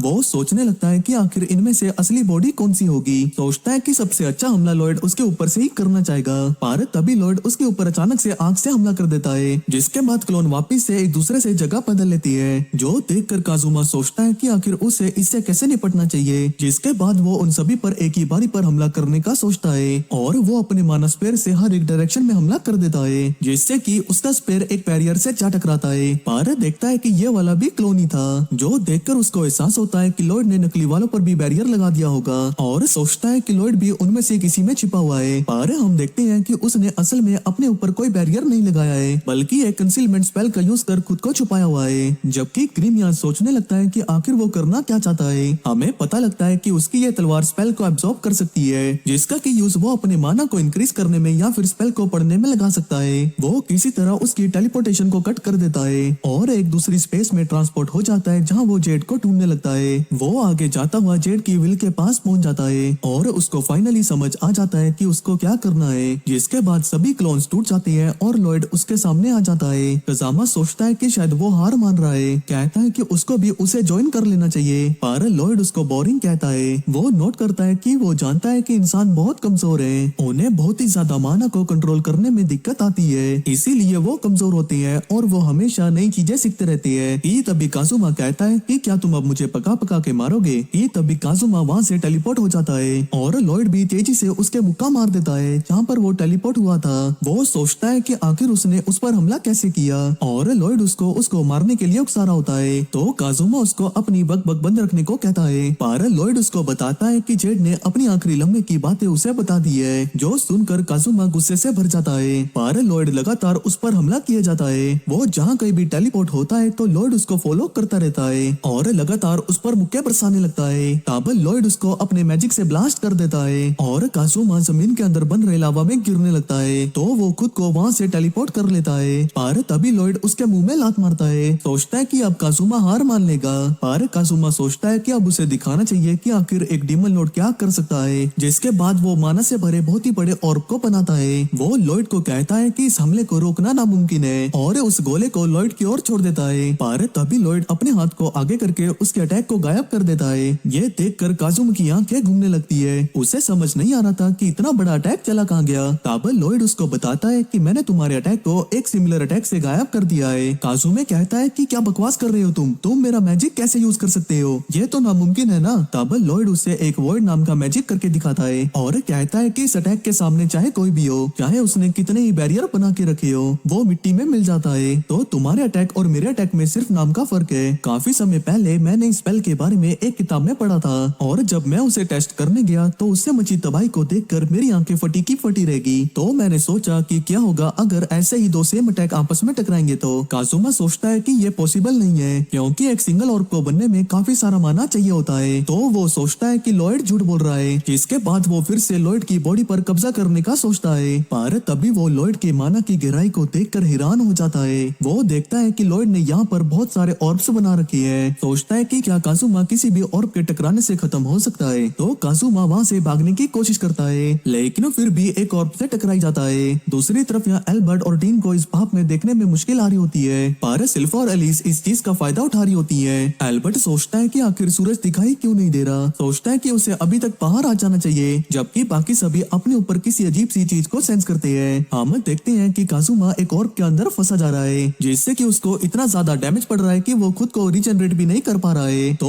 वो अपनी बॉडी को वहीं पर छोड़ने का सोचता है, पर वो वहीं फंस जाता है और वहाँ से निकल नहीं पाता। उसको एहसास होता है कि वो अब यहाँ मरने वाला है, तो वो ऐसा प्रिटेंड करने लगता है कि वो जेड है। कहता है कि वो अपनी बॉडी में वापस आ गया है और लॉयड को इस स्पेल को रोकने को कहता है। तब वो रेन और बाकी सभी को भी उसकी मदद करने को कहता है, लेकिन लॉयड उन दोनों ऑर्ब को टकराकर उसको वहीं खत्म कर डालता है, जिसके बाद आसमान वापस से साफ हो जाता है और हम जेड की स्पिरिट को देखते हैं जो कि वहाँ से गायब हो जाती है। तब रेन को एक पास्ट की मेमोरी याद आती है, जहाँ जेड उनको लॉयड के बारे में फैली अफवाहों के बारे में बताता है। गैलीलिया सोचता है कि शायद वो कोई स्पेशल नहीं है, पर जेड उस इंसिडेंट के बारे में बताता है जब वो पैदा हुआ था। कहता है कि पैदा होते ही वो मैजिक का यूज करने लगा था। तब गैलीलिया को उसकी बातों पर यकीन नहीं होता, पर जेड सोचता है कि अगर उस बच्चे को मैजिक ने चुना है तो एक दिन वो हम सबकी मदद जरूर करेगा। तब यहाँ लॉयड जेड के लिए एक कब्र बना देता है और वो ग्रिम को बताता है कि वो काजुमा को जेड की मदद से हरा पाया था। जब मैं उसके स्पेल को एनालाइज करने गया तो उस स्पेल को इतने अच्छे से रखा गया था कि मैं बड़ी जल्दी ही उसे समझ पाया था। मुझे यकीन है कि जेड ने अपनी मौत से पहले ये सब कुछ किया होगा ताकि कोई आकर काजुमे को हरा सके। ही तभी वहाँ पर एल्बर्ट आ जाता है। वो लॉयड से इस कब्र के बारे में पूछता है, जो सुनकर वो घबरा जाता है। पर हम देखते हैं कि एल्बर्ट को तो सब कुछ पता है, क्योंकि गैलीलिया और बाकी सभी ने इस चीज के बारे में उसको बता दिया है। वो इस बात से खुश है कि उसका भाई कितना स्ट्रॉन्ग और कितना दयालु है। पर नोट करता है कि कैसे असैसिन गिल्ड ने उसको किडनैप कर एक वॉर में घसीट दिया है, तो इस चीज के लिए उन्हें पनिशमेंट तो देनी होगी। तब वो सभी अपने बचाव के लिए लॉयड का उम्र भर ध्यान रखने को कहती है। इसके बाद एल्बर्ट लॉयड के गले पर तलवार रख देता है और कहता है कि अगर तुमने उनको अपने दोस्तों के तौर पर एक्सेप्ट कर लिया तो वो जो कुछ भी करेंगे उसकी जिम्मेदारी सारी तुम्हारी होगी। क्रिमिनल्स को कंट्रोल करना आसान नहीं है और ऐसे में कुछ होता है तो इससे हमारी फैमिली का भी नाम खराब होगा।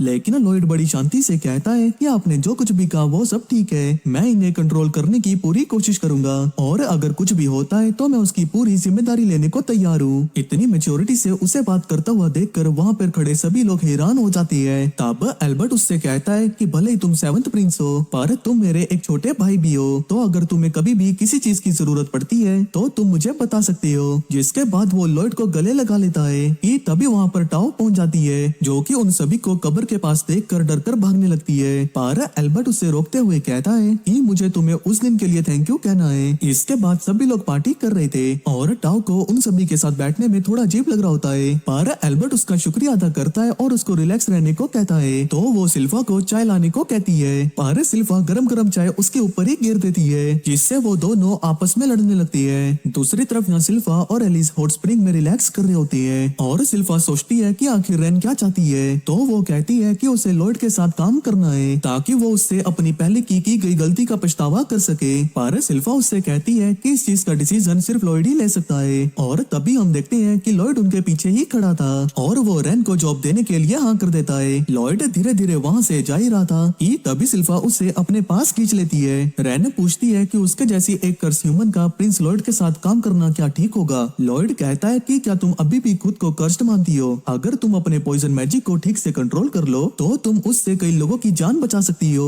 तो इसीलिए तुम्हें अपने पॉइजन मैजिक पर काम करना चाहिए। इसके बाद रेन मेड की ड्रेस पहनकर सिल्फा के साथ काम करने लगती है और एल्बर्ट और लॉयड किंग को सारी बातें बता देती है और किंग भड़कने की वजह उन सभी को लॉयड का सर्वेंट बनने की परमिशन दे देती है। जिसके बाद हम लास्ट में लॉयड को लाइब्रेरी के अंदर देखते हैं, जहाँ की वो उड़ता हुआ मस्त किताब पढ़ रहा है। इसी के साथ इस वीडियो को खत्म करती है। तो जाने से पहले वीडियो को लाइक और चैनल को सब्सक्राइब जरूर कर देना।